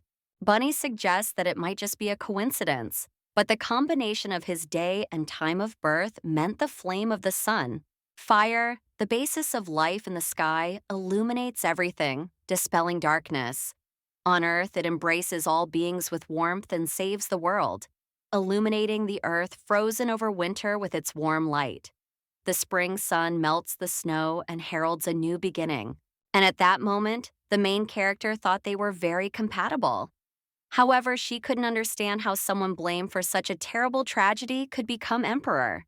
The girl understands that even the current rulers achieved their positions through numerous sacrifices during the time of troubles. Bunny reflects on the fact that, naturally, being an emperor is not so easy, because his whole life he will be surrounded by blood and death, and everything is very unpredictable and you can't trust almost anyone. The main character thought about what if she became such a person for him and she would be a dense forest for him. The girl thought that even if he had only a small spark left, he would be able to light it in his forest, turning it into a big fire. Bunny realizes that their destinies are similar and they can unite to help each other in difficult situations. Leaving the Duke's room, the protagonist reflected on how unreliable the imperial family was. She decided she needed to stop wasting her nerves and come to terms with her difficult fate. The young lady reflects on the fact that first of all, she must decide which side to take in order to save herself. Suddenly, her thoughts were interrupted by Angelus, who asked why she was coming down from the office. He asked the girl if she was up to something again. The lady explains that she was studying alone. The guy overheard this and asks what she was doing there alone. The young lady replies that she read the genealogy, since she knows nothing about the Creedle family. Hearing this, the young gentleman asks why her elder brother still hasn't hired a tutor for her. At that moment, the girl thought about the high probability that he would be a chatterbox, since Angelus, the next contender for the throne, remains a tasty morsel for charlatans. The girl reports that he said she needs to wait a month until she recovers. After all, after her exhaustion, the doctor said she should rest. Hearing this, the young gentleman says she lived for 2 years in the Grand Duke's mansion and developed the emaciation that plagues the poor and asks her about it. The girl confirms his words. Angelus looks at Bunny and asks if she's retarded. Hearing this, she doesn't understand what he's saying. The guy claims that she gave all the food ordered for her to the servants and asks if this is true. The girl replies that it is true, and he claims that she is deliberately resisting him. The main character explains that after being starved, it's impossible to eat such fatty foods. And the guy says it happens when you try to eat with dirt, and she says it's all because of the weeds. The young gentleman claims that she greedily threw herself upon those poisonous weeds and now claims that she could not eat what he gave her. Bunny replies that her body only accepts poisonous herbs, and she doesn't understand why he's staring at her so intently. Hearing this, the guy asks what nonsense she's talking about. The main character doesn't understand why he's like this, and it's clear without a doubt that he's full of anger. Angelus, screaming, asks if she's lost her taste for food from the dump. He claims that if it's not slop, she won't have an appetite, and asks about it. The main character says that she tried to scavenge from the dump and steal dog food and tear off and eat tree bark, and therefore he is right. The young gentleman asks why she doesn't respect him. Hearing this, the heroine smiles and thinks it's because he's a young aristocrat who flaunts his fastidiousness. She then asks if he's ever fasted for 15 days. And at that moment, the girl thought that he really knew nothing about Bunny's life and showed no interest. Because that's perfectly natural in a landfill. And when you're hungry, all you can think about is the desire to eat something. Bunny asks if it's hard for him to imagine everyone living there living exactly like that.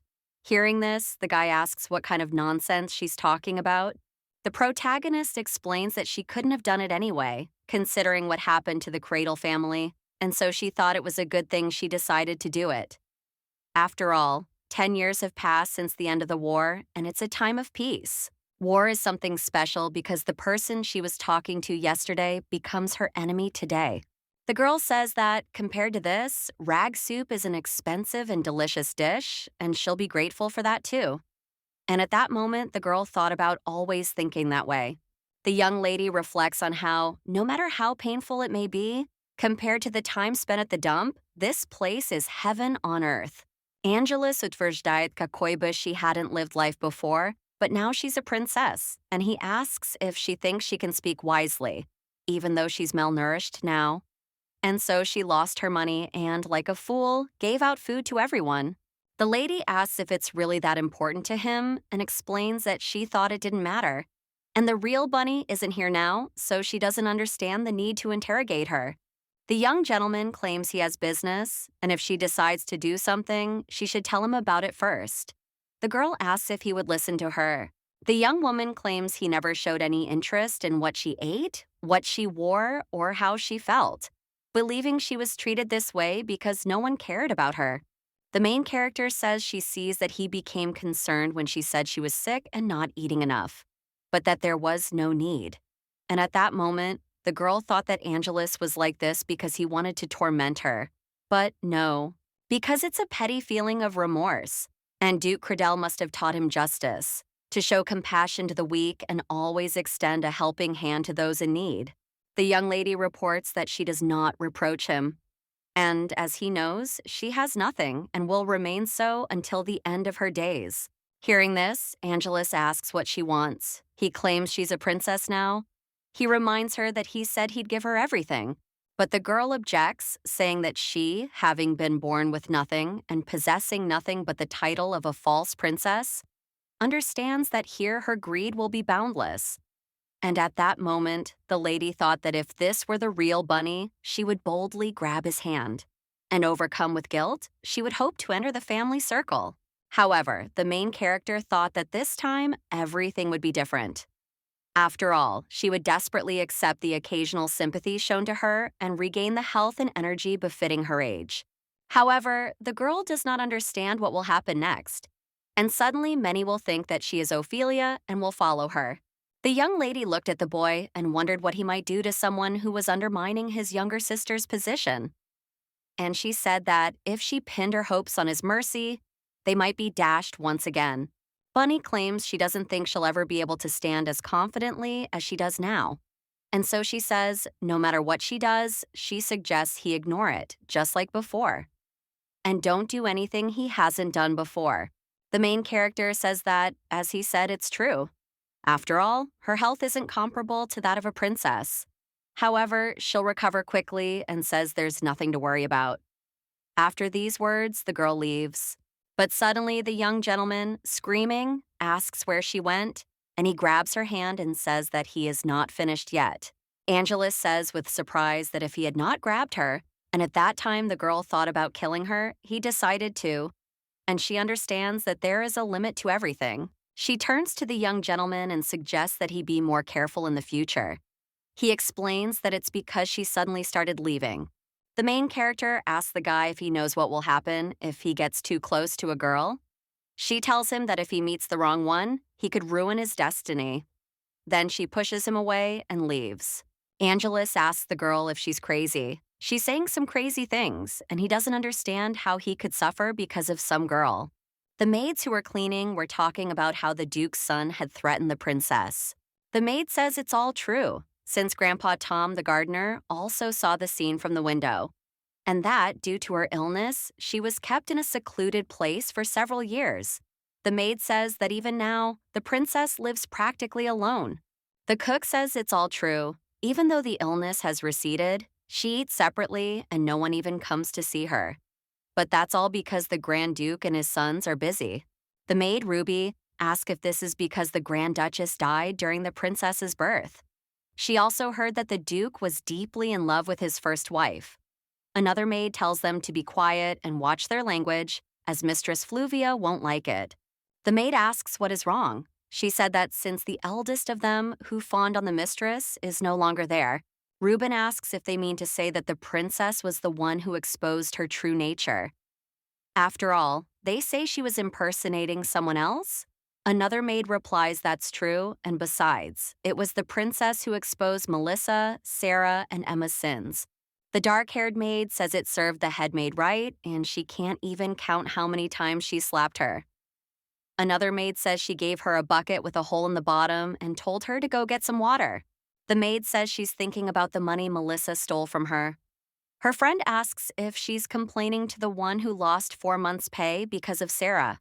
The red-haired maid asks if she really is a symbol of tranquility, as serenity descends upon her as soon as she enters the main palace. Her companion asks if she thinks the princess is a saint. A maid who has been working in this palace for many years says that after the mistress lost her sacred power, another saint has not yet appeared. Candace, the maid, tells them to stop talking and not allow them to discuss the people they serve. And she asks what kind of frivolity it is to speak like that. Hearing this, the maid says that she is so correct, and they understand that if the butler notices, there will be serious problems and they need to be more careful. At this point, Candace, the maid, thought that everyone was talking too much. The symbol of peace is sacred, and if such rumors spread, it would burden the princess even more, since she's still a child, already weak. And the maid Candace remembers the young mistress, who said she would be happy to remember her name. And she reflects on the fact that it is true that everyone ignores her. And she thinks how sorry she feels for that lady. Meanwhile, the protagonist reflects on the fact that, thanks to her work, she's realized something. She thought Bunny was to blame for the way she was treated by Ophelia's 3 maids, head maid Angela and the Grand Duchess. The girl realizes there's an internal enemy trying to isolate Bunny, and nothing will work if she just sits quietly. The Creedle family isn't enough, and if she remains in enemy territory, she needs a supporter. The main character understands that even if she ever stops being Ophelia, she needs to find a person who will follow her to the end. Bunny looked at Candace and thought about how this servant was a loner, strong before the strong and weak before the weak. This woman knew how to maintain faith, and duty abhorred injustice. The girl reflects on the fact that the head maid disliked Candace because of her honest character. But now she may not even dream of a promotion. The young mistress asks Candace what she usually does. The maid replies that she works in the laundry. At that moment, the lady thought she was doing menial work, beyond her experience. The main character looked at her and thought that she was like a pearl in the mud. And if she had the desire to escape the swamp, she would be happy to enlist her support. The lady asks if she has a family and if she has brothers and sisters. The maid replies that she has parents and 2 younger brothers. Bunny looked at her and thought her eyebrows looked like they were about to disappear. That's because, even in the slightest case, a disagreement over a quarrel with brothers, and in the worst case, a conflict, could result in a breakdown of ties or even death. The main character thought she'd try to guess and asked the maid if her brother was ill. Or perhaps they were separated as children, or her mother had an abortion. Hearing this, the girl doesn't understand why her mistress is asking such a question. She assumes it's all because of her family, since she's in poor health and distant from them. But the maid counters, saying that everyone is healthy and she hasn't been separated from anyone in her family. The young mistress asks when her younger brother's birthdays are and asks her to tell her the time of their birth. Oh, the maid replies that the second was born on August 23rd, year 2 of the Abyss at 3 o'clock, and the third on year 5 of the Abyss. The lady asks if the younger one is obedient. However, the maid says nothing, and she says she understands that her brother is quite the rascal. And she thanks the woman for telling her.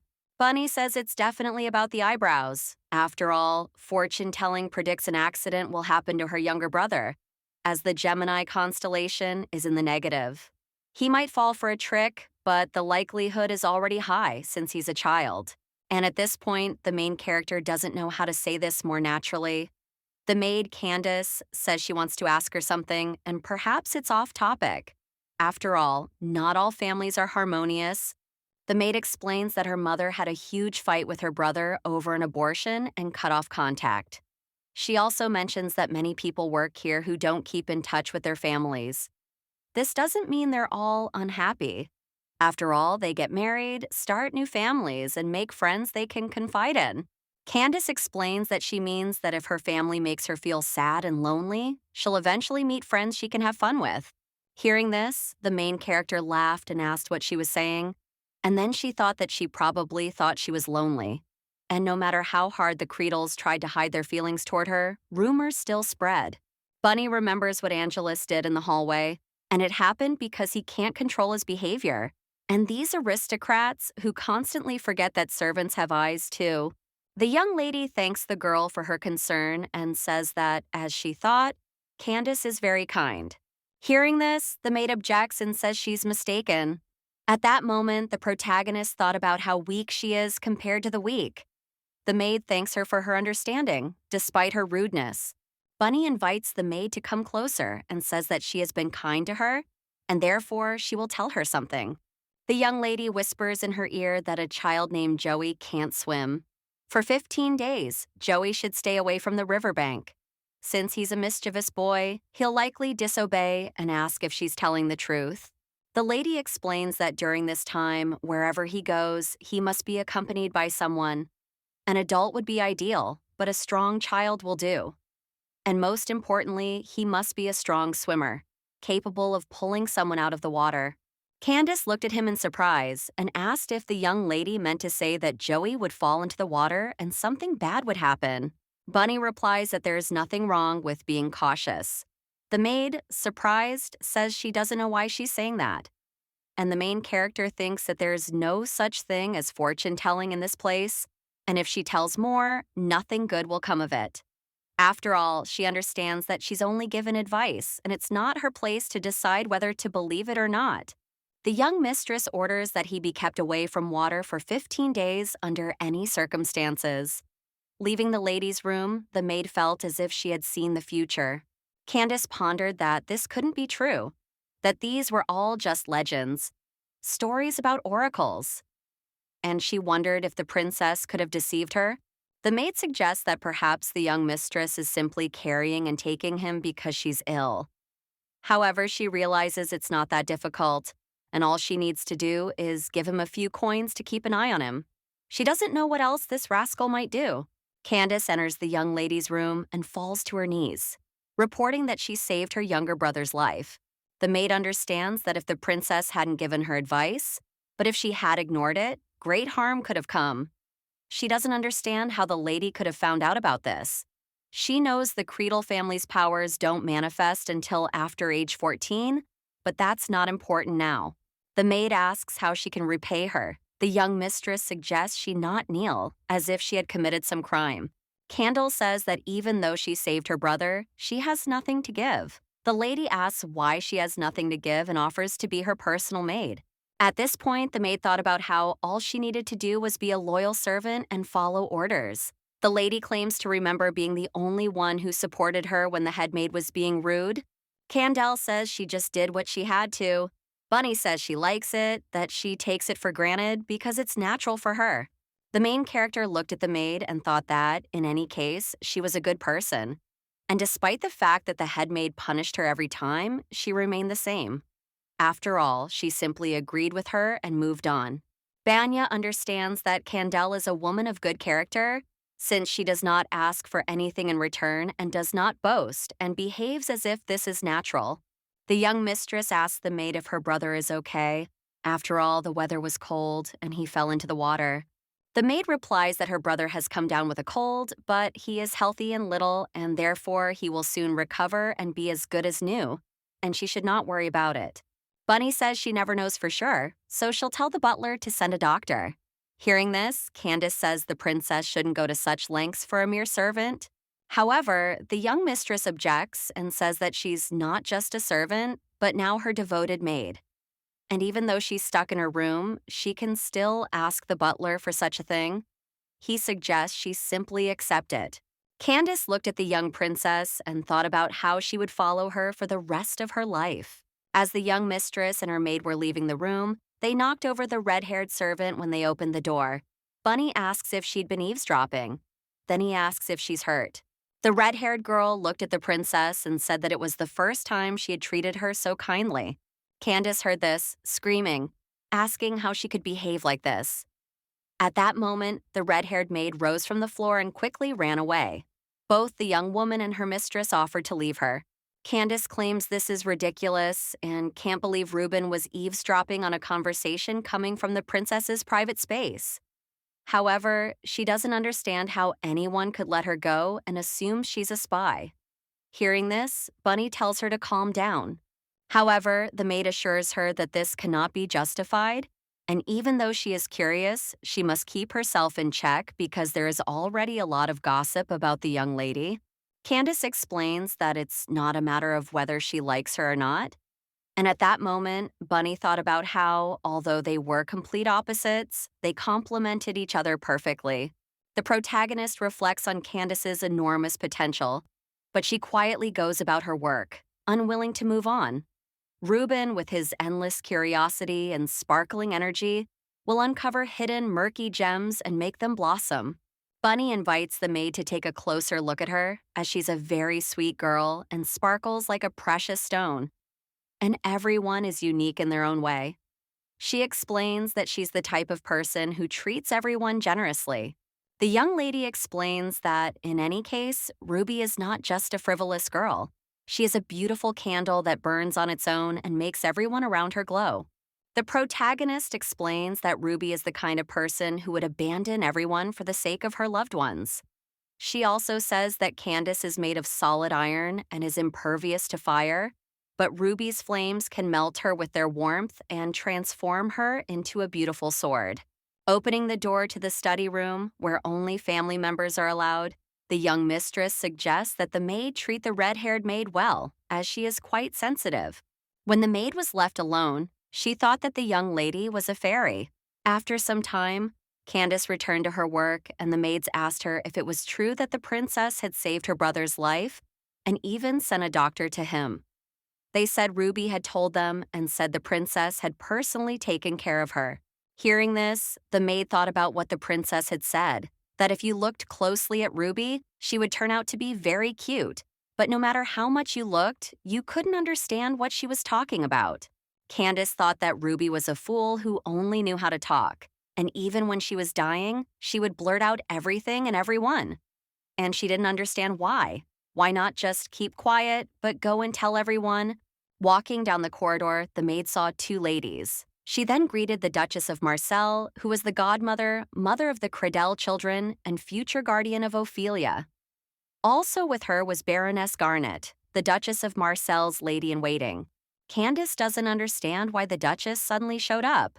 After all, ever since Fluvia arrived, she's almost completely stopped visiting the Duke's residence. The lady-in-waiting looked at her and said she's incapable of even doing ordinary things, and she even calls herself a maid. The woman in the green dress asks if she is Princess Ophelia's maid. If so, she should inform the princess that Duchess Marcel requests a meeting. She then informs her that they will wait for her in the drawing room. Candace says she risks being rude, but asks if she can say something. The maid says the princess has been through a difficult time and has not yet fully recovered, both physically and mentally. She believes it is her duty to cut off anything that disturbs the princess's mind and body. Hearing this, the maid laughed and asked why she was so protective of her. She insisted that the princess, not she, decides whom to date. Garnet asked if that's what her mentor taught her.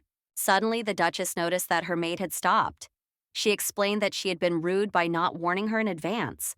She looked at the maid and motioned for her to raise her head. Baroness Marcel smiles and says the princess has a faithful maid. And they say she saved her younger brother from death, so she's simply wondering if her son has a chance.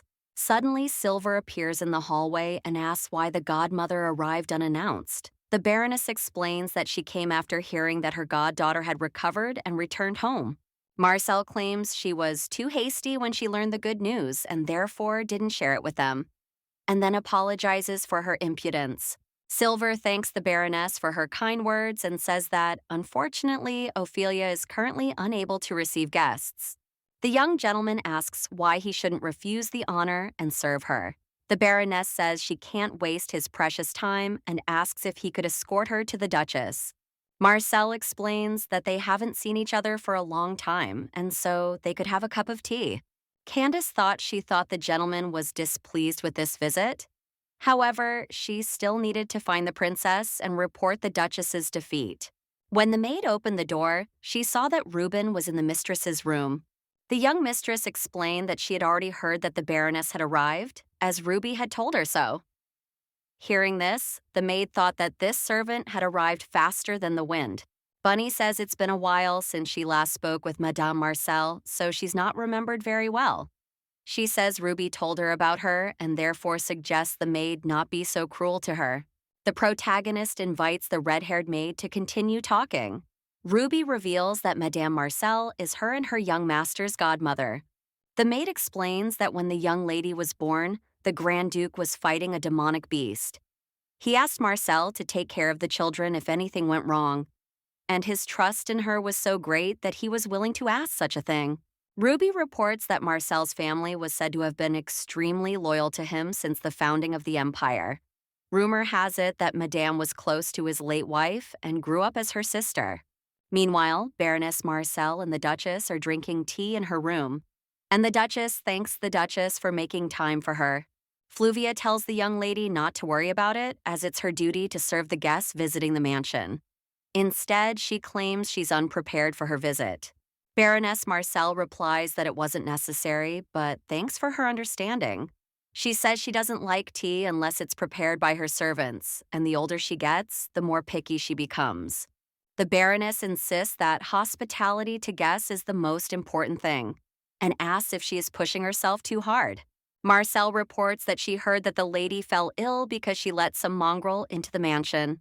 Hearing this, Lady Fluvia's maid of honor thought about what she was implying, referring to the maid and implying that Lady Fluvia was from an orphanage. And in fact, it seemed as if she hated Madame Sant. Meanwhile, in the young mistress's room, Candace screams at Ruby, saying that if she continues to babble about such things, she'll get angry. The girl defends herself, saying the lady is simply curious. The young mistress encourages the red-haired maid to continue talking. She explains that Madame Marcel was categorically opposed to the marriage between the Duke and Madame Fluvia. However, after Madame Fluvia came to live in the mansion, they practically stopped communicating. The maid says that Marcel valued her friendship with Eleanor very much and was upset by the Duke's decision. Meanwhile, Lady Fluvia reveals that she is perfectly aware that her position is far inferior to that of the Grand Duke's late wife. And unsurprisingly, she dislikes this. Hearing this, the Baroness asks how she dares question His Highness's choice. Madame Marcel says that until now, she hasn't been able to interfere in family affairs. It must have been difficult for Fluvia to assume the role of mistress of such a large family as the Credels, especially since she entered it knowing nothing. Baroness Marcel announces that she will select several maids and send them to them. She explains that they are reliable and have considerable experience, and to some extent, they will be able to make up for the shortage of servants. Mistress Fluvia thanks her for her concern. The Baroness replies that no thanks are needed, as she must be busy preparing for the next meeting in Lilia. Credel's wife says she didn't expect Madame Marcel to be interested in such a small gathering. However, the Baroness replies that the meeting is being arranged by the Grand Duchess. At this time, Reuben informs the young lady that there was a story that Madame Marcel was an influential person in society and blocked Madame Fluvia's public affairs activities.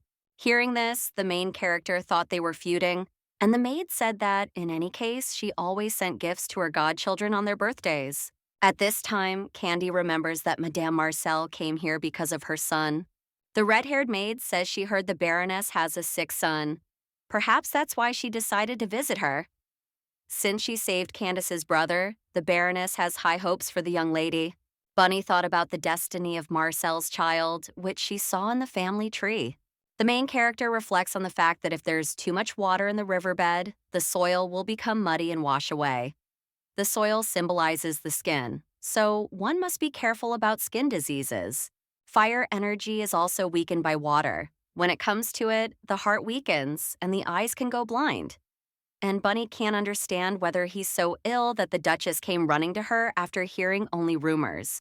The main character thought that she could not do anything with her child.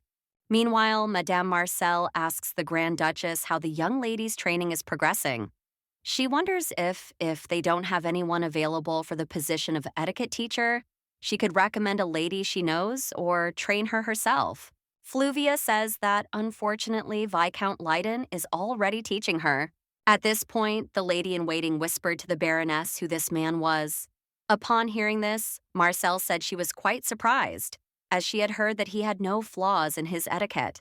Baroness Marcel asks whether they entrusted the princess's education to someone who bought their title. She claims she finds this decision somewhat difficult to understand. The lady's maid heard this and thought it was because Bunny was a fake princess. She couldn't understand what Madame Fluvia would do. The Grand Duchess explains that there is nothing to understand here, and the Baroness says that she doesn't understand either. Fluvia explains that Viscount Leiden is highly educated and is perfectly suited to tutor Princess Ophelia at this time.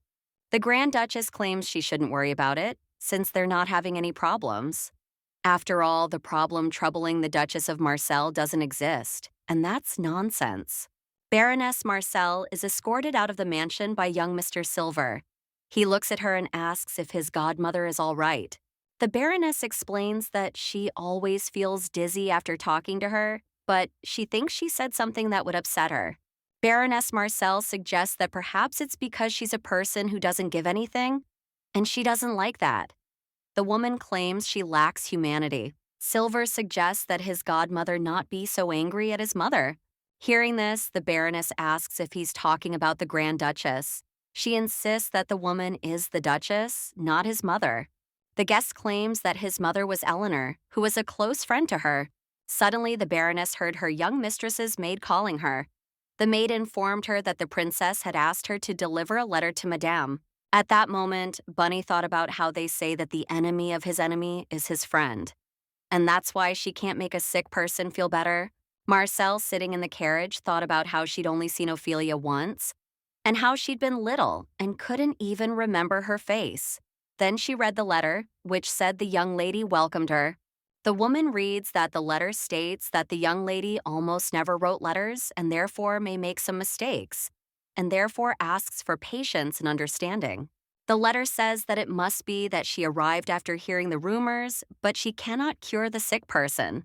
After reading this, the Baroness thought that it was clear to her, and she did not understand why she had expected anything else. The main character wrote in her letter that her son was born with poor health, so it might be difficult for him to live a long life. But in any case, this doesn't mean she should lose hope. Betty writes that her son, though physically weak, will outlive his mistress.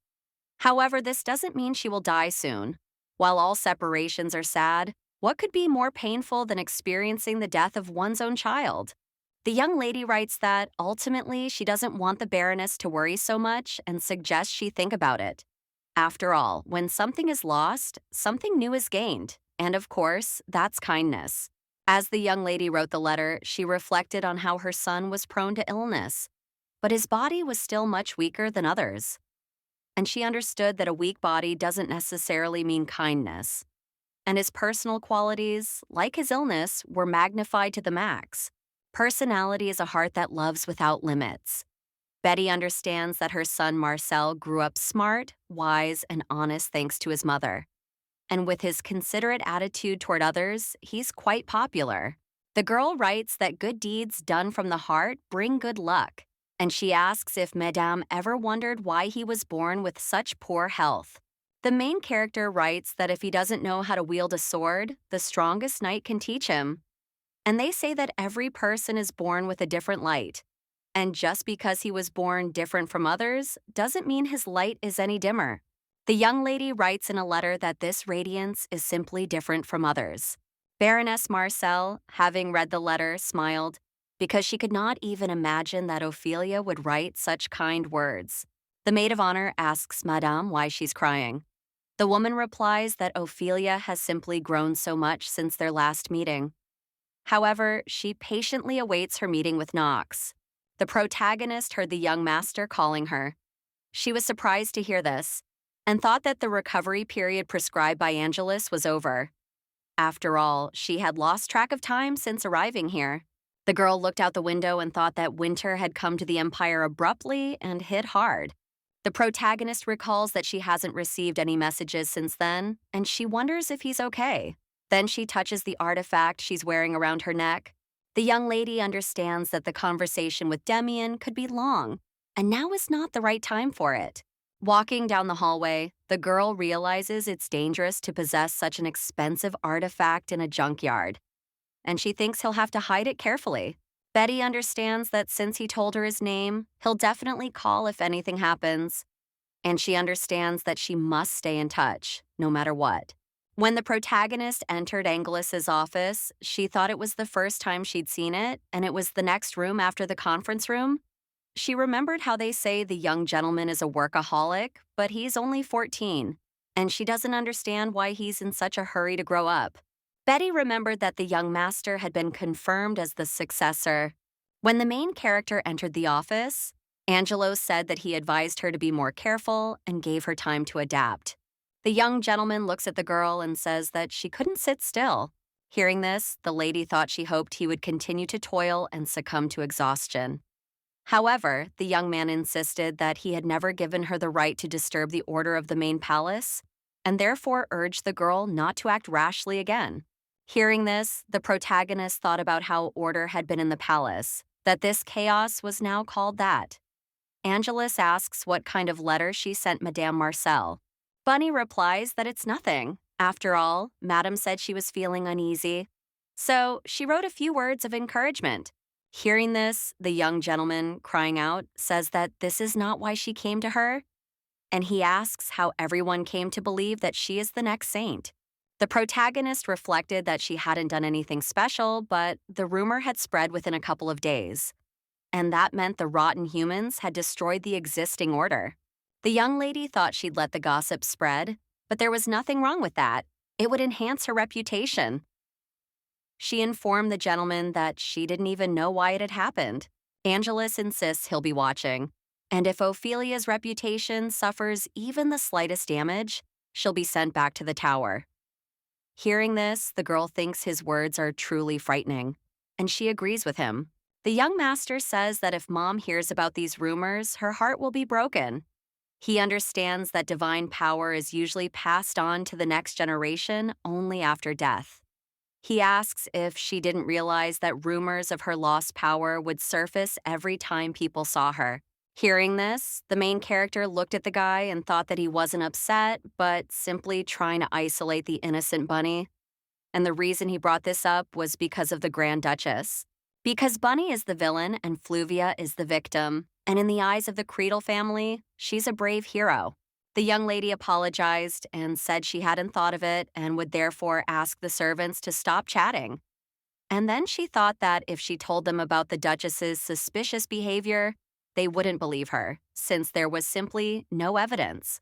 Angelus tells her it's not her fault. Hearing this, the girl thinks about how they were keeping Bunny and didn't even know it. But the young master insists that if rumors spread beyond the palace, people might try to contact them. And then his sister would be in danger.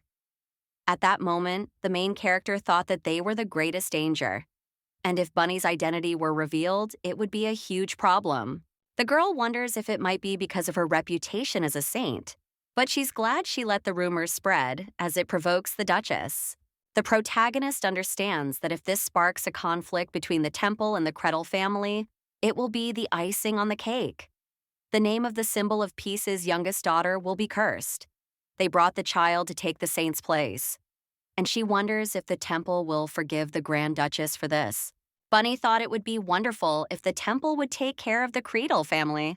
And then the young gentleman suddenly takes her by the shoulders and urges her to concentrate. And he says it's not just a joke, because she could be condemned even for accepting the curse. Angelus asks if she wants to be hanged. The girl looks at his very serious face and replies that, of course, she doesn't want that. The young master says he hopes the girl understands and informs her that classes will begin soon. He explains that since she now lives in the main palace, she must master all the skills of a young lady flawlessly and therefore attend these classes. Bunny doesn't understand why the young master warned her. In the past, he would have simply scolded her, and that would be it. And she wonders why he turned his hypocrisy on Bunny. And the girl realizes that it's not so bad. And even so, it's unpleasant. The protagonist reflects on the fact that Angelus himself admitted that the Archduke's wife's behavior was caused by the loss of her divine power. And she doesn't understand how to move forward without manipulation. The young lady saw the man and didn't understand who he was. The book's contents were radically different from what Bunny had been taught by her mentor. However, it had to be one of two things. Either he was inexperienced, or he was deliberately distorting the knowledge. The girl recalls that the teacher said that he would first study the book himself. And as soon as he understood everything well, he would read it to her. The teacher says he is Viscount Leiden, and he didn't expect the girl to return. The main character recalls that 2 years ago, he was responsible for Bunny's education. Typically, the upbringing of an aristocrat's child falls to a lady of high social standing. But who would agree to educate a pauper like her? It was the Viscount who was responsible for Bunny when the Grand Duke needed help. Viscount Leiden came from a peasant family, but when mages were rampant everywhere, he sold supplies to the needy. He then used the money to buy a title. The Viscount is an example of a self-made man.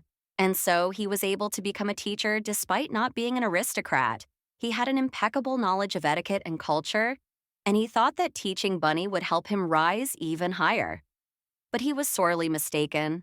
While sitting in class, Bunny wonders if she can do something specific. The teacher explains that to win someone's favor, she needs to show what she's good at. To do this, she should first try changing her tone of voice and behavior. The Viscount asks the girl to think about who her relatives like most. The girl replies that she knows such a person, and it's Ophelia. The main character recalls that at first he only explained the basics, which everyone could understand, and did not go into detail. A frustrated Bunny says it's pointless and explains that they hate her. He explains that it's because they're not alike, and that's why he thinks she feels rejected. The girl asks the teacher what she needs to do to become like Ophelia. He replies that she needs to change her outfit first. Hearing this, Bunny claims she has no money and doesn't know what Ophelia preferred to wear. The Viscount wonders if there are still clothes in her room and asks if she can go look. However, the girl insists that her room is in the main building, which is why Bunny was so reluctant to steal. The teacher says he saw a strange book in the main library. It spoke of changing one's destiny. Hearing this, the girl asks where it is. He explains that it's in the corner of the library at the very end of the row. And he thinks there are many, many more interesting books there. At this point, the protagonist realizes that no one will listen to what Bunny has been through. Viscount Leiden didn't have a hand in it. He was simply egging her on. The main character thought that even if she uncovered his plans and exposed him, he would find a loophole and escape. The young lady realizes that to those around him, he must seem like a patient teacher, caring for difficult children. Then she says that she too is pleased to see him.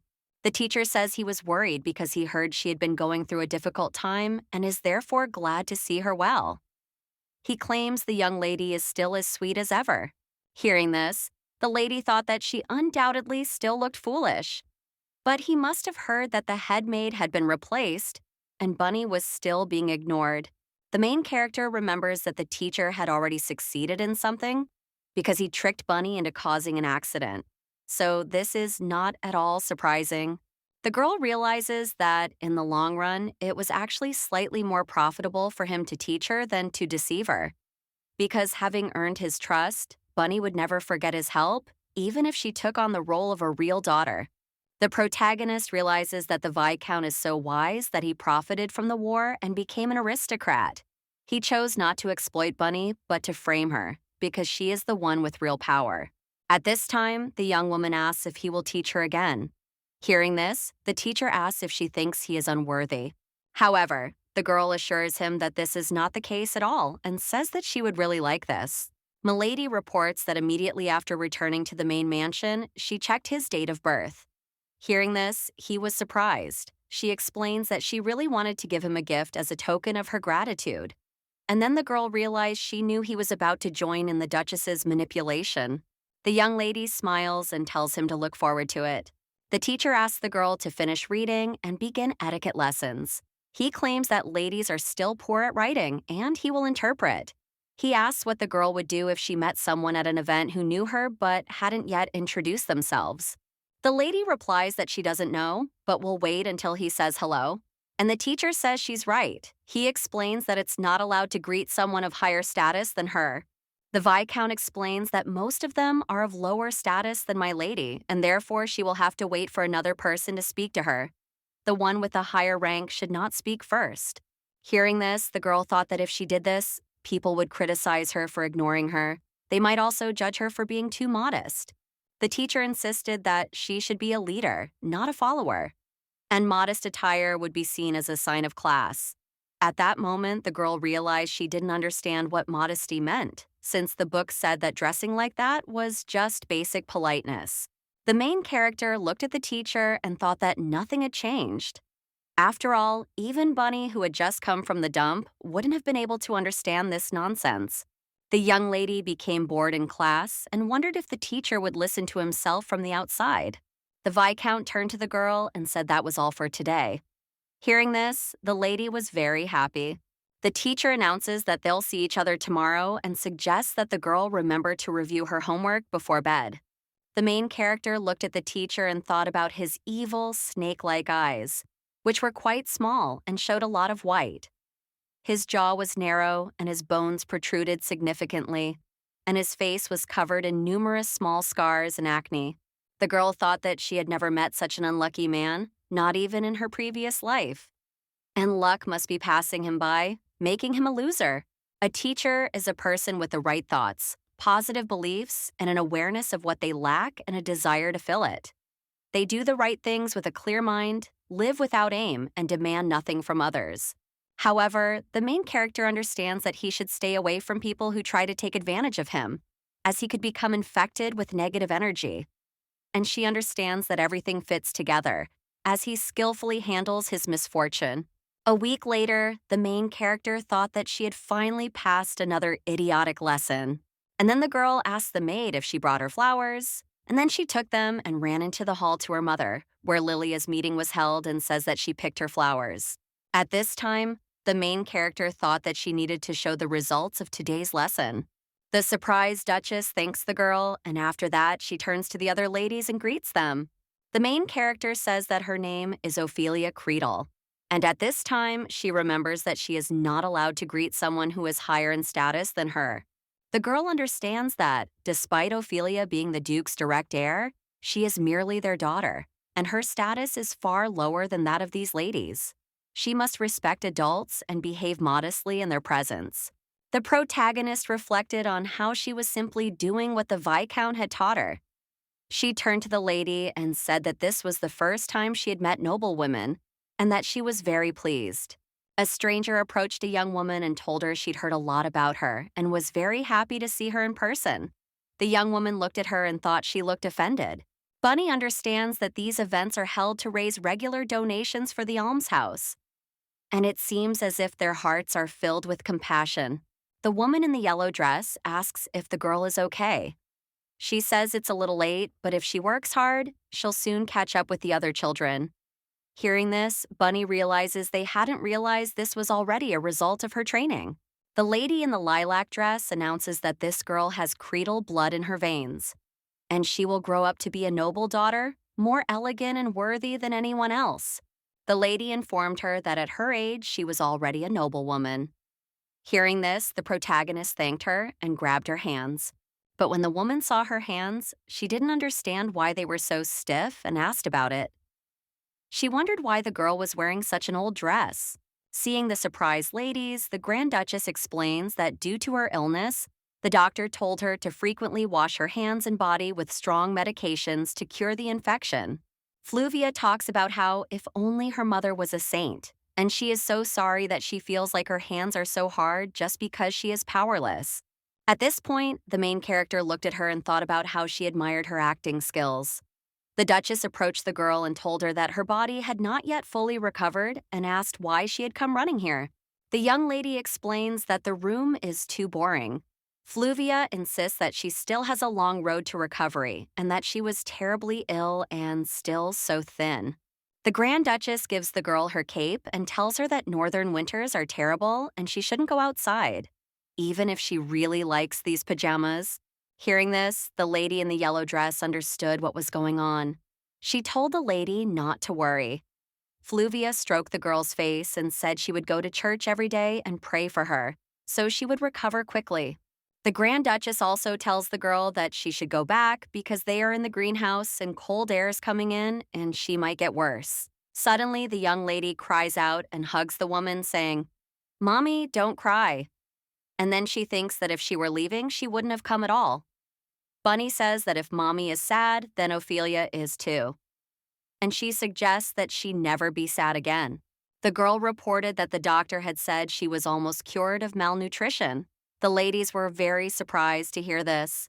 One of them noticed a hole in the lady's skirt.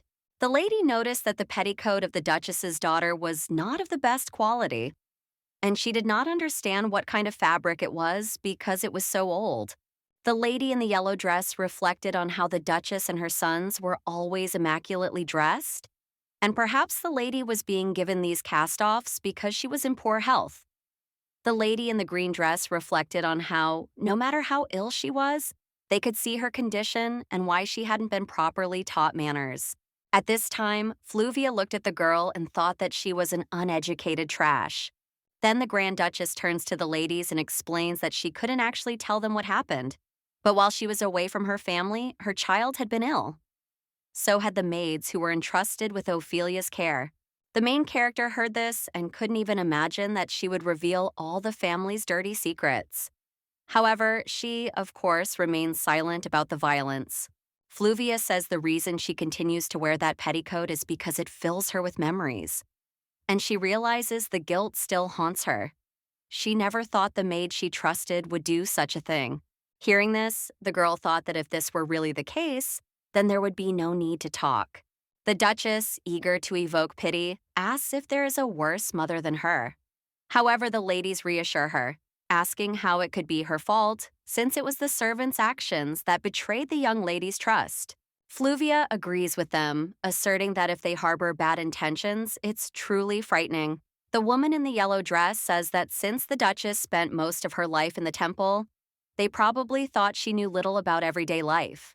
The Duchess says she's afraid Ophelia won't forgive her. She's even afraid to think he doesn't love her because she's not her real mother. Hearing this, the ladies reassure her and tell her she must be strong for her child's sake. Viscount Leiden angrily asks the lady why she did this. However, the girl doesn't understand what he's talking about. The teacher explains what happened in the greenhouse that morning. Hearing this, the protagonist thinks about what he learned even in the Angelus first class, and thinks about how the Duchess has already scolded him. The young lady explains that she simply wanted to give flowers to her mother's friends. After all, she tried so hard to do what he taught her. Hearing this, the teacher asks when he ever said such a thing. The lady explains that she wore modest clothes, greeted her superiors first, and she does not understand what she did wrong. The Viscount, crying out, insists that modest clothing doesn't mean things with holes. However, the girl insists she wears these every day because they were her cleanest clothes. The teacher asks if she has any clothes similar to what she's wearing now. The lady replies that these are the real Ophelia's clothes, and they're so luxurious and not at all modest. The young lady informs them that she will get into trouble if she goes out and gets them dirty. Hearing this, the teacher was very disappointed, then took the jar, pulled out a pill, and offered it to the girl, telling her it was for improving her memory and for her to take it. He explained that he found them especially for the lady. The Viscount claims that this medicine will help improve memory, and he found out about it and got it especially for the princess. Hearing this, the lady asks if it's true. Then she takes a pill and says that now she will become a genius. The teacher smiled and said that now he would see what she was capable of and suggested trying to continue the meaning of this symbol. The Viscount reports that he never said such a thing to the princess, nor that she should dress modestly, nor that people of lower status should be the first to greet her. The teacher claims he's always been the princess's faithful professor and always said the right things. But due to her absent-mindedness and stupidity, she didn't even pay attention to the lessons and behaved inappropriately. The young lady asks if this is true, and he replies that it is. And then the girl agrees and says that he is right, and she thinks her absent-mindedness and stupidity are to blame for everything. The teacher claims that he should have spoken up long ago, and he doesn't understand why he suffered and beat around the bush for so long. The Viscount insists that this time they'll do everything properly. After all, she learned everything from him, but was too stupid to understand anything. He suggests the girl listen carefully, and if Prince Angelus suddenly arrives, she should say she didn't remember a thing from their lesson.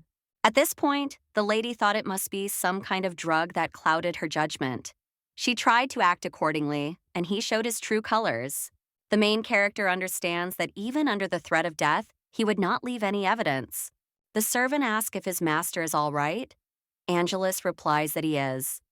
And then he thinks he's had that dream again, and since what happened to Ophelia, every time he falls asleep, he has nightmares. The young gentleman asks if there's any headache medicine left. The butler asks if he should rest properly in his room. He says that the gentleman shouldn't really exhaust himself with this work, since the Grand Duke hasn't retired yet, and he's just learning. Suddenly, the Viscount enters the young gentleman's room, apologizes for disturbing him, and explains that the matter is urgent. He explains that a few days ago, at a meeting of the White Lily Society chaired by the Grand Duke's wife, the princess suddenly burst in, and the members of the society are curious about what she had to say. The teacher reports that they witnessed her inappropriate words and actions. The young gentleman asks what the likelihood is that this is a false accusation. The Viscount explains that there are many witnesses. Hearing this, Angelus cries out and asks why he is telling him only about this now, and wonders if the meeting was not a week ago. The man explains that the Grand Duke's wife has forbidden him from speaking about this, as the incident could tarnish Credel's reputation and harm the princess herself. The young gentleman thought he shouldn't have trusted her. And it was all his fault, because this girl was an unbridled colt from head to toe. He thought she could only be controlled through surveillance, control, constant checking, and pressure. And after these words, Angelus drank the medicine and said that if even the slightest stain appeared on Ophelia's reputation, he would send her to the tower. A young gentleman enters a girl's room and tells her he knows she's smarter and more resourceful than any child. He asks what she was thinking when she did that, and at that moment, he realizes this girl isn't Ophelia, but she's terribly like her. Angelus insists he doesn't want to hear the reason and suggests she go to the tower immediately. He then informs her that he will completely replace her handmaidens and do everything he can to ensure she never thinks about such crazy things again. Hearing this, the main character says that everything is true and it's all her fault. And it's all because she's stupid and absent-minded and can't pay attention to the lesson properly. But the teacher explained everything perfectly. And due to her poor memory, she understood nothing at all. Suddenly, the girl screams and says that she will become an obedient child and obediently take the medicine that Viscount Leiden gave her. However, the young gentleman doesn't understand what she's talking about and asks her about it. Suddenly, the protagonist throws the box, which opens and reveals the tablets. Seeing this, Angelus asks what they are. The young lady says that if she does not accept this, she suddenly faints. At this point, Bunny thought about how he'd been caught, and that Fluvia's methods were indeed effective, and that she, too, could feign weakness. After all, the Credels are taught to be lenient toward their weaknesses. The main character thought that it was good that Angelus was not immune to the feeling of pity and that he was a hypocrite. The young gentleman takes the girl in his arms and, screaming, orders to call a doctor and says that the princess has fallen. Hearing this, the doctor tells the young master to lay her down on the floor and he'll examine her now. And at that moment, the girl thought the doctor might figure it out. And then the main character opened her eyes and looked at the young gentleman, wondering why he was so pale. Angelus says she's woken up. The lady asks the young man if he was asleep. Hearing this, the young gentleman asks in surprise how she can say such a thing. At this point, the main character was thinking that she thought he was taking this too seriously and was very worried. The girl asks why she's here and what this place is. Angelus explains that this is the medical room and says that she fell after hearing his words and asks if she remembers. Hearing this, the lady realized that this wasn't why she collapsed. She'd been preparing to faint for a whole week, and she understood why he'd felt relieved when she woke up and apparently felt guilty about it. The doctor reports that she came to her senses quickly, and this is good. The man turns to the gentleman and says he should have called him immediately. After all, he was so surprised when the princess was brought here. The girl thought about how quiet she'd been lately, and it was having an effect. She looked at the guy and thought about how he didn't care what the maid had done to her, but that he only cared about making amends. At this point, the main character thought that one could even say his disgust for Bunny had diminished. And that would be great if that were true. The lady understands that it turns out that he will definitely hear everything she says. The doctor reports that she's almost recovered from exhaustion, but then, without her noticing, she fainted. This surprises him, and perhaps she's been feeling unwell lately. So he asks her about it. The young lady reported that, frankly, she often felt dizzy and something was wrong with her body. Angelus, hearing this, asked what exactly was wrong. The girl reports that when she opens her eyes in an unfamiliar place, she feels like she's not herself. And all her memories are so jumbled, and that's why she's acting strangely. The lady reveals that she actually has one theory, and she asks if he'll get into trouble if he mentions it. The young gentleman takes the girl by the hand and asserts that he will not, and suggests that she speak quickly. The young lady reports that if she does not take the pills that Viscount Leyden gives her, she feels better. The girl reports that he said it was a medicine to improve memory, and she drank it every day. And at that time, she thought that she actually did not do this.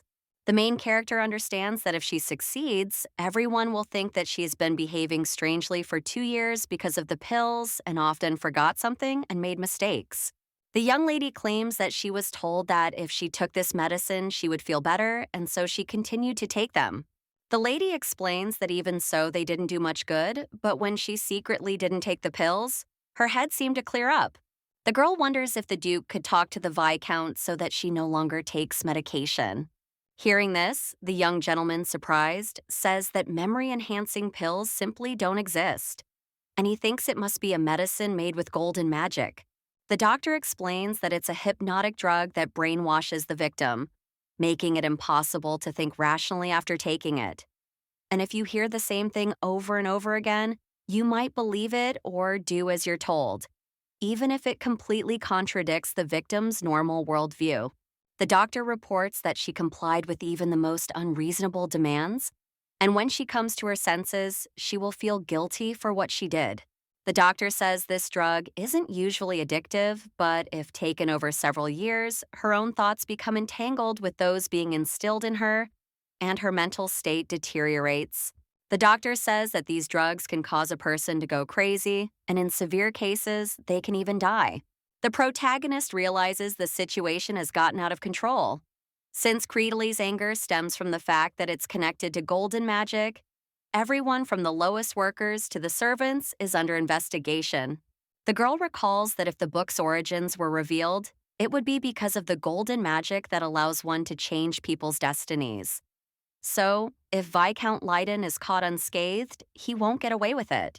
The main character reflects on the fact that perhaps Viscount Leyden sensed something was wrong, or that the news quickly reached him and he mentally disappeared.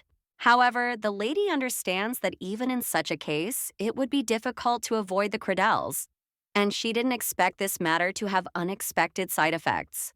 The lady looked at the young gentleman and said that if he continued to do this, he would fly away into the corridor from which he came. He doesn't understand what's going on, and the girl tells him to stop shaking his leg because it's inappropriate. The young gentleman claims she sounded like an old woman, and at that moment, he thought about how she could have hit him like that. He looked at the lady and thought that she would need to grow up first to do that. The young woman asks him to stop worrying about what she's doing. He asks if she thinks he's doing it because he wants to. He says that if there are other people in the area using such drugs on children, she could become their victim. Bunny explains that she has guards assigned to her. However, the young master insists that he is much stronger than them. The servant informs the princess that the first duke has arrived to see her. Silver says he'll walk her there. However, the lady dissuades him, saying that he'll cross his legs.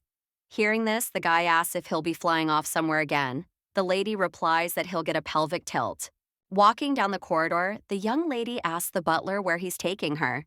He explains that the first duke and a visiting physician are waiting for her in another medical office. Suddenly, the protagonist dropped the artifact and bent down to pick it up. At that moment, the servant covered her mouth with his hand and grabbed her.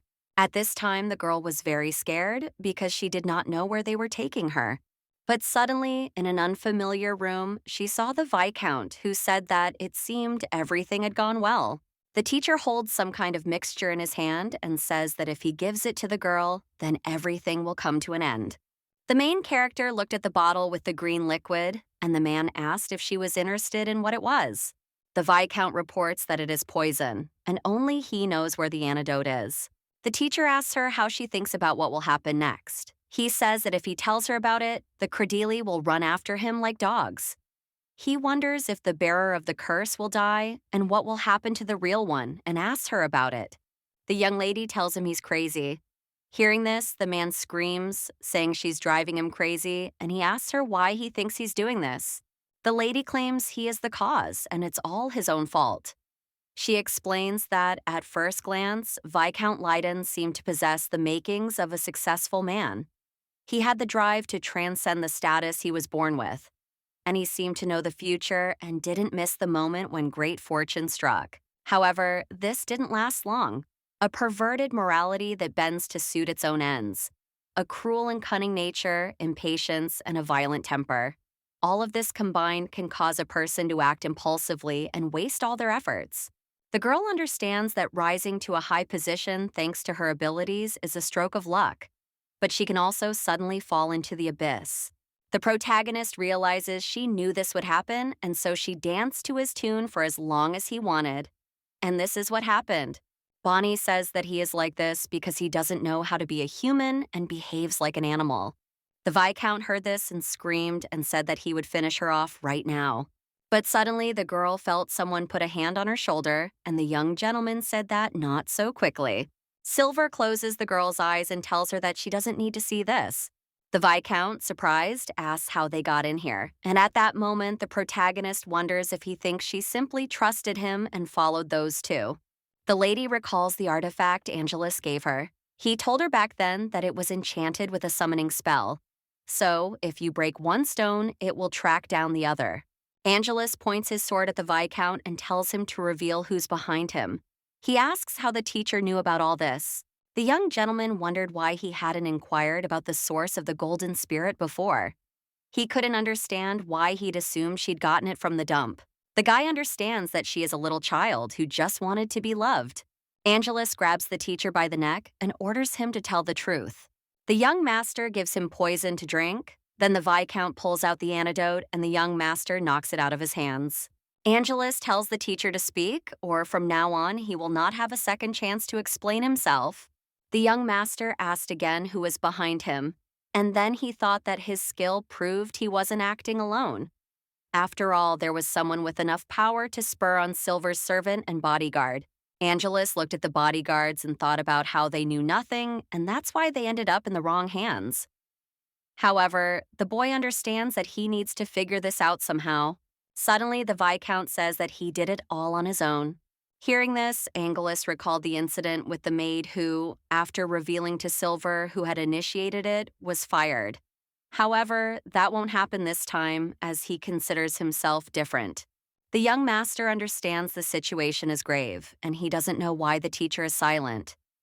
After all, the fact that he bullied Bunny and wanted to take her hostage means all is not lost. And he will find out who is supporting him at any cost. At this time, the Viscount thought that if he could somehow survive. But, however, he claims that he did all this himself. Angelus reveals that he dug his own grave and then takes his sword and finishes him off. And after this, the young gentleman says that he will not have a second chance. Silver closed the girl's eyes and asked if she was okay. The lady replied that it was enough. And at that time, the main character thought that if she wants to survive in this world, she will have to get used to such things. And she is glad that she still has memories of Bunny.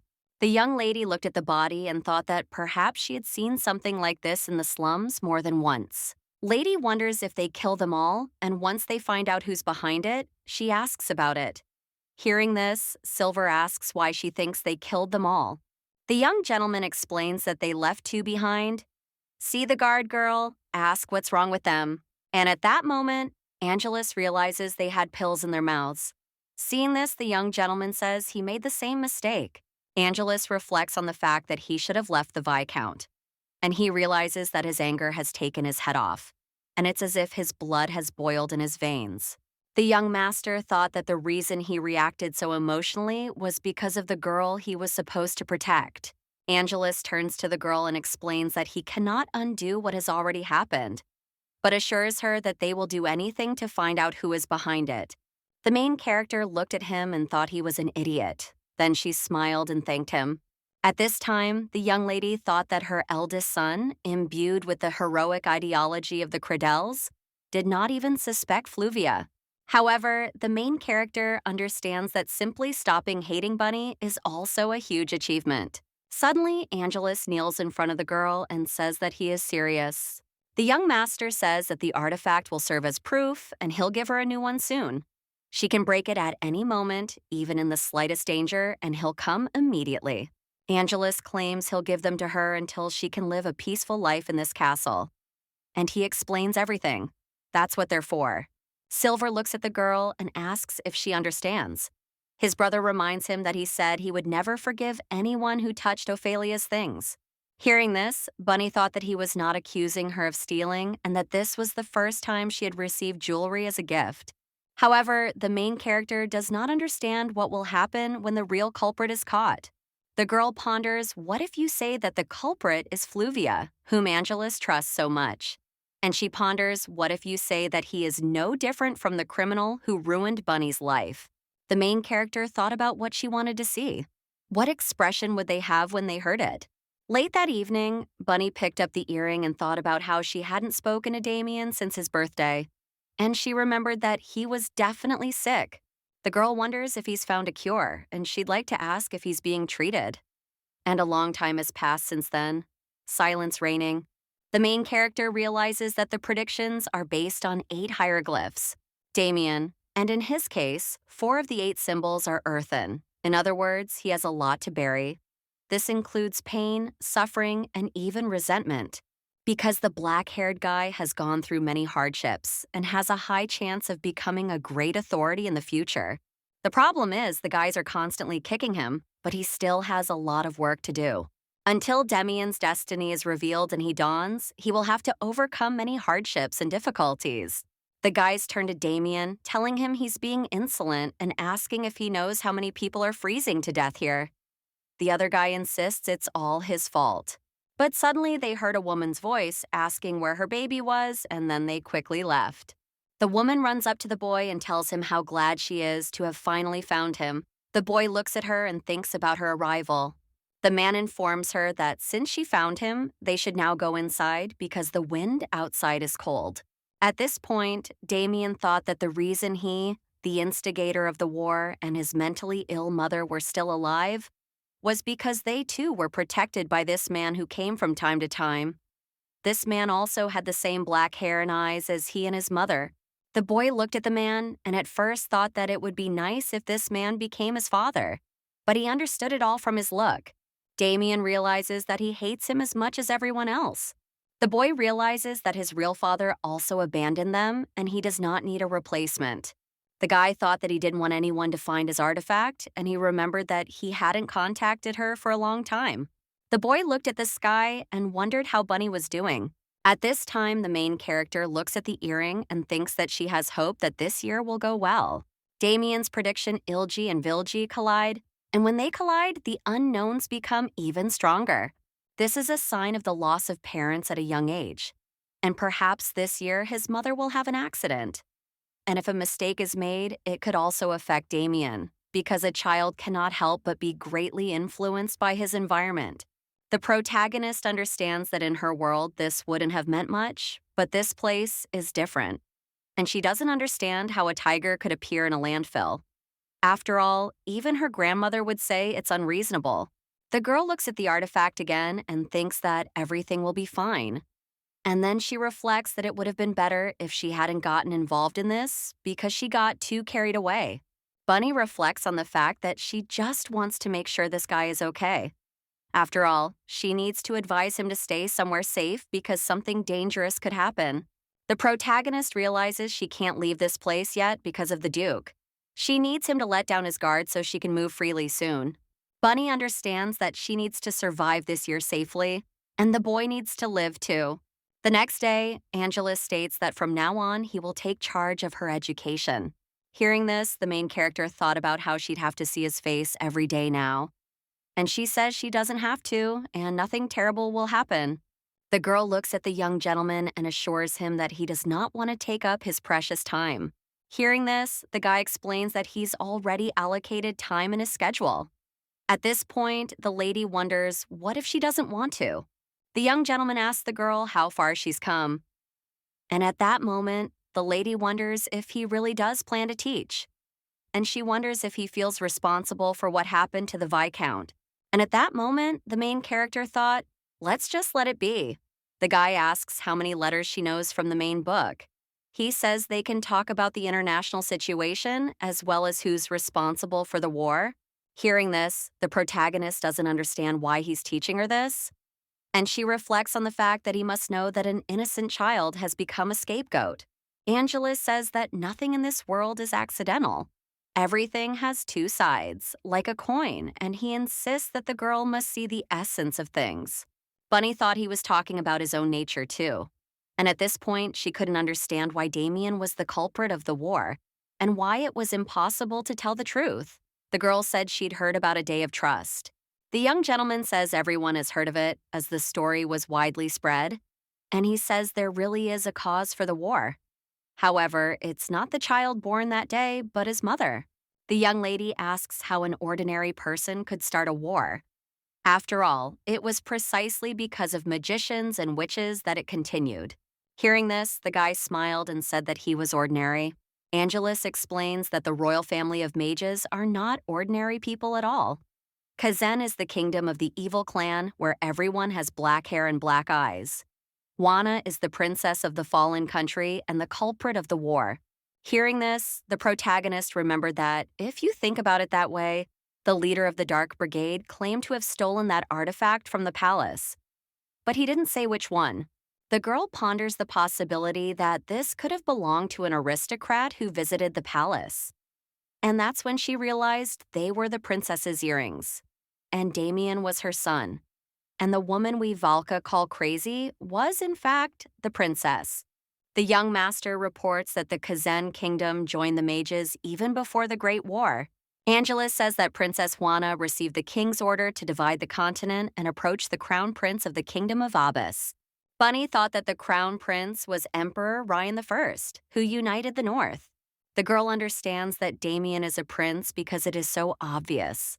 The young master reports that the Kazan kingdom suffered a complete defeat in the Great War and disintegrated without a trace, with all members of the royal family beheaded. Hearing this, the girl asks if Princess Juana survived. And at that moment, the main character thought that if you take Damien's age into account, she must have become pregnant after the peace had come. And the boy says that His Majesty saved her. Bunny asks why he did it. Angelus explains that they say he truly loved her. Upon hearing this, the girl thought it was nonsense, since the woman he truly loved had even given birth to a child and was living a miserable life in the slums. And she even called her son the culprit of the war. The lady says that since he knows about it, that means everyone in the imperial family knows too, and asks if this is true. The young man replies that she's right, saying that only the imperial palace, Creedle, and the temple know. However, Bunny does not understand why they call the prince the culprit of the war and asks about it. Angelus insists she shouldn't think about it. She shouldn't even talk about things she can handle. She should just accept it as a lesson.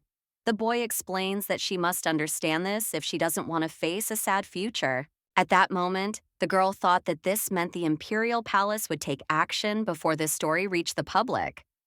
After all, the imperial palace would have its hands on it.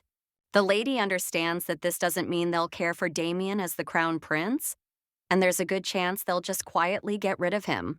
The young master reports that the emperor took Princess Juana into custody for her protection. But perhaps the emperor changed his mind and rescued her himself. Rumor has it that the guards were deceived by the princess's cunning. Angelus reports that there's also a theory that the remaining inhabitants of the Keizen kingdom broke out and kidnapped her. He asks her who she thinks let the princess out. Bunny replies that he doesn't know, but he thinks it was the one who wanted the princess and her unborn child dead.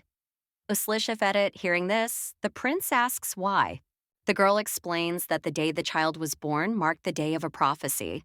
And wishing for the death of the mother and child, he made this prophecy public. This man said that the cursed child with black hair and eyes was the culprit of the war, and he couldn't understand how he could live peacefully on the territory of the empire. Bonnie says that it is possible that the kidnapper of Princess Juana is Her Majesty the Empress, since she is very cunning and was interested in this. Abbas royal family is the only one where polygamy and polyandry are permitted. After all, the power hidden in their blood is a gift from God. And so even the temple turned a blind eye to such unions, working to preserve the bloodline. And the current emperor of Abyssus took advantage of this when unifying the North. After all, he entered into marriage alliances with important figures from various places. The main character says that the initial period after the country's founding will inevitably be unstable. And even if she is the only empress in such a situation, one should be wary and pay attention to the rulers of other regions. Princess Juana became an eyesore, as a child born in the imperial palace was expected to become a prince with the right of succession. However, no matter how closely the blood ties bound the ruined empire, if the emperor did not carefully extend his hand to the woman with his child, then the emperor's other wives would sense danger and turn away from the empire. The girl reports that the abduction of the pregnant Princess Juana from the palace is the publication of prophecies about the birth of a child who will cause a war. And, in the end, only someone with power is capable of this, and if you think about it. Angelus looked at the girl and thought that she was a very smart child. And he hadn't known it at all and had never even really thought about it. The young gentleman understands that if she had a real professor, she would enjoy studying as much as any other young lady. The boy thought he'd made a mistake. He said it was something people had whispered about, of course, but now everyone believes Her Majesty the Empress had some influence. Angelus reports that regarding the current situation with succession rights, 2 influential families have already sided with the crown prince.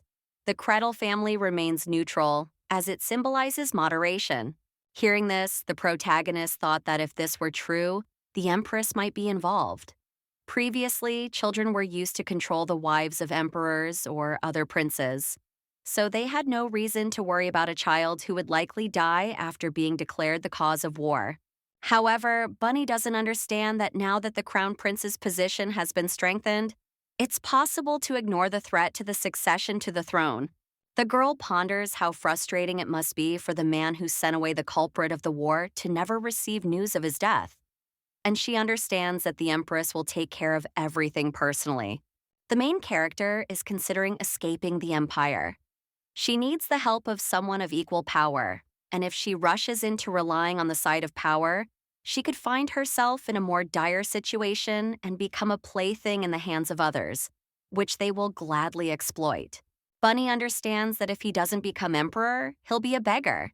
And he's also called the quadruple arsenal because he contains 4 symbols. The girl understands that with the signs of fire and water, iron and wood, mountains, gold, and silver will grow endlessly. Possessing intelligence and talent, as well as leadership qualities, he should be a natural ruler with a large number of followers. Bunny reflects on how truly wonderful he is as an emperor. After all, he is a hidden prince, a child of noble blood, yet to possess any power and untouched by anyone. The girl knows that, moreover, he is destined to be the only one who possesses qualities worthy of an emperor. And she suspects that he might, and that was the true cause of her anxiety. The main character is still worried, but she understands that Damien is the one she needs. And if she lets him go, she won't have another chance. Bunny thinks about how she needs to hold on to him, no matter what it takes, because this guy definitely needs to be saved. The young lady tells the maid to call her a suitable designer from the appropriate dressing room.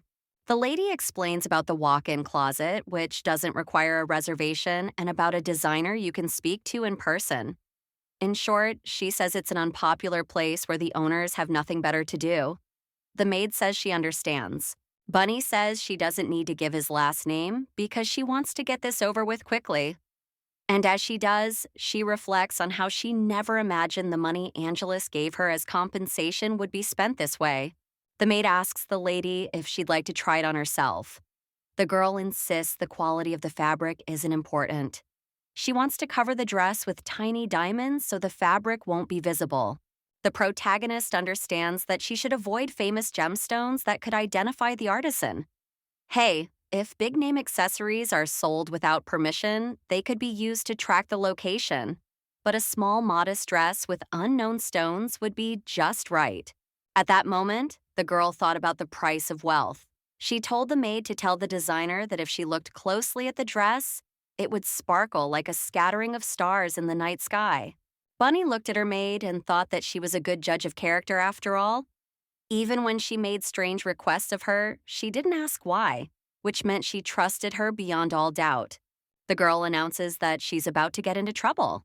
Candace is surprised to hear this, and the young lady says that she first asks for her understanding.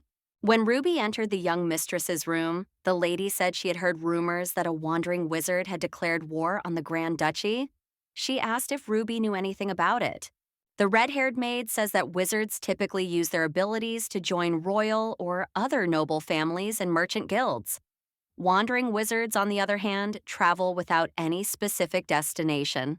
The maid asks the young mistress if she, too, is interested in wandering wizards. At this point, the lady thinks that she really needs an artifact created by that wizard. The protagonist understands that no matter how quickly she wants to escape, it will be difficult without the help of magic. And she understands that she needs to be able to use movement attack and extraction magic. The lady reflects on the fact that using an artifact created by the Creedle family mage would be like escaping with a tracking beacon. The red-haired maid explains that the mage has rose-colored hair and barrel-like eyes, and his aura is reminiscent of Russians, even from 100 meters away. The maid mentions that he also won a fight with a bear. However, the main character suggests that she tell him about his magical abilities. Ruben says she doesn't know because he's probably not as good as the wizards of the great families. And at that moment, the girl thought about how the wandering wizards here were like the Bordas. They also sing songs and tell all sorts of rumors. The protagonist realizes she has nothing better to do and no time to search for other wizards. Wandering wizards are always traveling, and if she doesn't do it now, she doesn't know when she'll have another chance to meet them. The young lady asks the maid where he is exactly, and maybe she can find out. At this time, the boy who lived in the dump saw his uncle who was wounded. Damien asks him what happened, and he saw a lot of blood. The man says that Mrs. Juana is suggesting the boy escape. He also says that the casino's last hope has been captured. The man asks the boy to protect Lady Juana and then falls into eternal sleep. At this time, the boy thought that he needed to run after his mother. However, he did not understand where he should run. At this point, the main character heard that a young gentleman was going to curl her hair. And the girl thought that the Creedles were so disgusting, and it was understandable why they weren't popular. The young lady asks Angelus if he was looking for her. He says yes and offers her a new artifact. Upon seeing him, the main character thanked him, and at that moment, the young gentleman thought that this girl looked so much like Ophelia, so much so that even her family members thought so. The young master thought it was his fault that this child was forced to smile. However, he knew that simply protecting her would be enough. Angelus looked at the artifact and thought about how Ophelia found it after that, and he doesn't understand what happened to her. And he reflects that if she had had something similar earlier, the danger could have been avoided. The young gentleman understands that everything is different now, and no matter what happens, he will not allow this girl to become like Ophelia. At this point, the protagonist thought about how she could wear this bracelet now. It's a good artifact, and if necessary, they could immediately track her location. Lady realized that this was the first thing she needed to avoid. The next day, the girl went out into the city and thought, great, since it's the start of the workday. and she's near the Credel Ministry of Magic building. Suddenly, the main character saw a man and thought about his plump upper lip, which meant he probably got a lot of recognition. He also had a short philtrum and wide eyebrows. Therefore, he wasn't a meticulous person. On the contrary, he had excellent tolerance and good interpersonal relationships. The girl thought that this man was stable and trustworthy, but it would also be easy to deceive him. She realized that if she entered the building herself, she would be recorded, so she invited him over. The man asked the girl what she's doing here. The lady asks if there's magic that could instantly transport one to Diamond's Land. The mage replies that they are always ready to move to any territory where they have an agreement. The lady offers to take advantage of it. Hearing this, the man, screaming, explains that they can't do this outside the castle. However, the girl assures him that they'll only do it for a short time. The young lady assures him that if he helps her with this, she will definitely pay him by buying him something special. However, the man insists that if the first gentleman finds out about this, he will die. The magician explains that he still remembers what happened 3 years ago, and he says he can't say it. The main character understands that because the knights and mages cannot be replaced as servants, and if they mention Ophelia's curse or Bunny's existence, she will lose her life.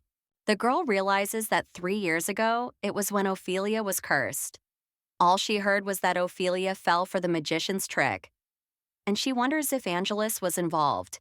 The mage claims it's dangerous outside the temple anyway, and the lady says it doesn't matter since he can track the scroll of movement he created himself, so he shouldn't worry. Bunny reports that, first and foremost, he's the young duke, a busy man who never has a moment to rest. She herself hasn't seen him in a while, and he only comes on business. The girl explains that she's not a simpleton who knows nothing about the world. She survived alone in the dump without her parents. Hearing this, the mage informs her that that's not the problem. Bunny insists it's only for an hour. The man says that if she doesn't get back in time, they'll come looking for her, and the girl says she knows about it.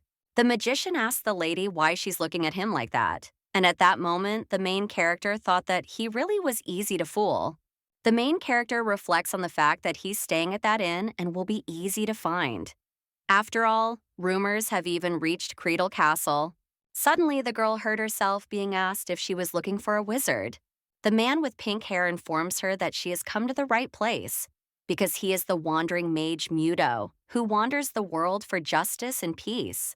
The lady looked at him and saw thick, wide eyebrows, a straight, downturned nose with no visible nostrils, large round eyes, and thin, full lips.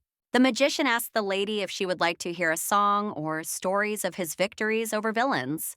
The man with pink hair says that she can ask him for anything because she has come a long way to see him, and therefore he is obliged to live up to her expectations. At this time, the main character thought that he decided to flirt with her because she looks like a rich, noble lady, although she is dressed quite simply. The girl understands that he is clearly a generous and interested person, but not to the extent of betraying others. The young lady remarks that he finds it easy to strike up a conversation. The magician asks what the little lady wants from him. The main character says she wants 5 scrolls, a teleportation scroll, and 10 different artifacts. She asks what type and effect of magic it has and how long it will take to make. The girl says she also needs magic that allows her to change her eye and hair color. She also wants it to work while moving and asks if that's possible. Hearing this, the magician says he has no intention of engaging in dangerous activities. Hearing this, the girl claims he said he defeated a bear. The man then says it's the same animal that explains why being chased is so annoying. Bunny says she'll pay the advance. She hands him the stones and says she doesn't know how many there are, since she didn't count them. The girl explains that she has 3 pockets full of these stones, which she can give to him. Hearing this, the magician informs him that he can entrust him with anything he wants. Bunny reflects on how the preparations ended up taking almost the entire day, even though she said it wouldn't last long. And when she returns to the castle, escaping so easily won't be possible again. The main character thinks that the most important thing now is to make sure that Damien is safe, and she worries that at least nothing happens to him. Suddenly, the girl hears that the boy is alive, and she says that it sounds unexpected, but there are people who want to take his life. The lady says that this year is dangerous and he needs to be more careful. And the boy says he knows this. The main character asks how he knows this. The guy explains that he simply wanted to live and he also wanted to thank her. Damien says he has found the rabbit constellation,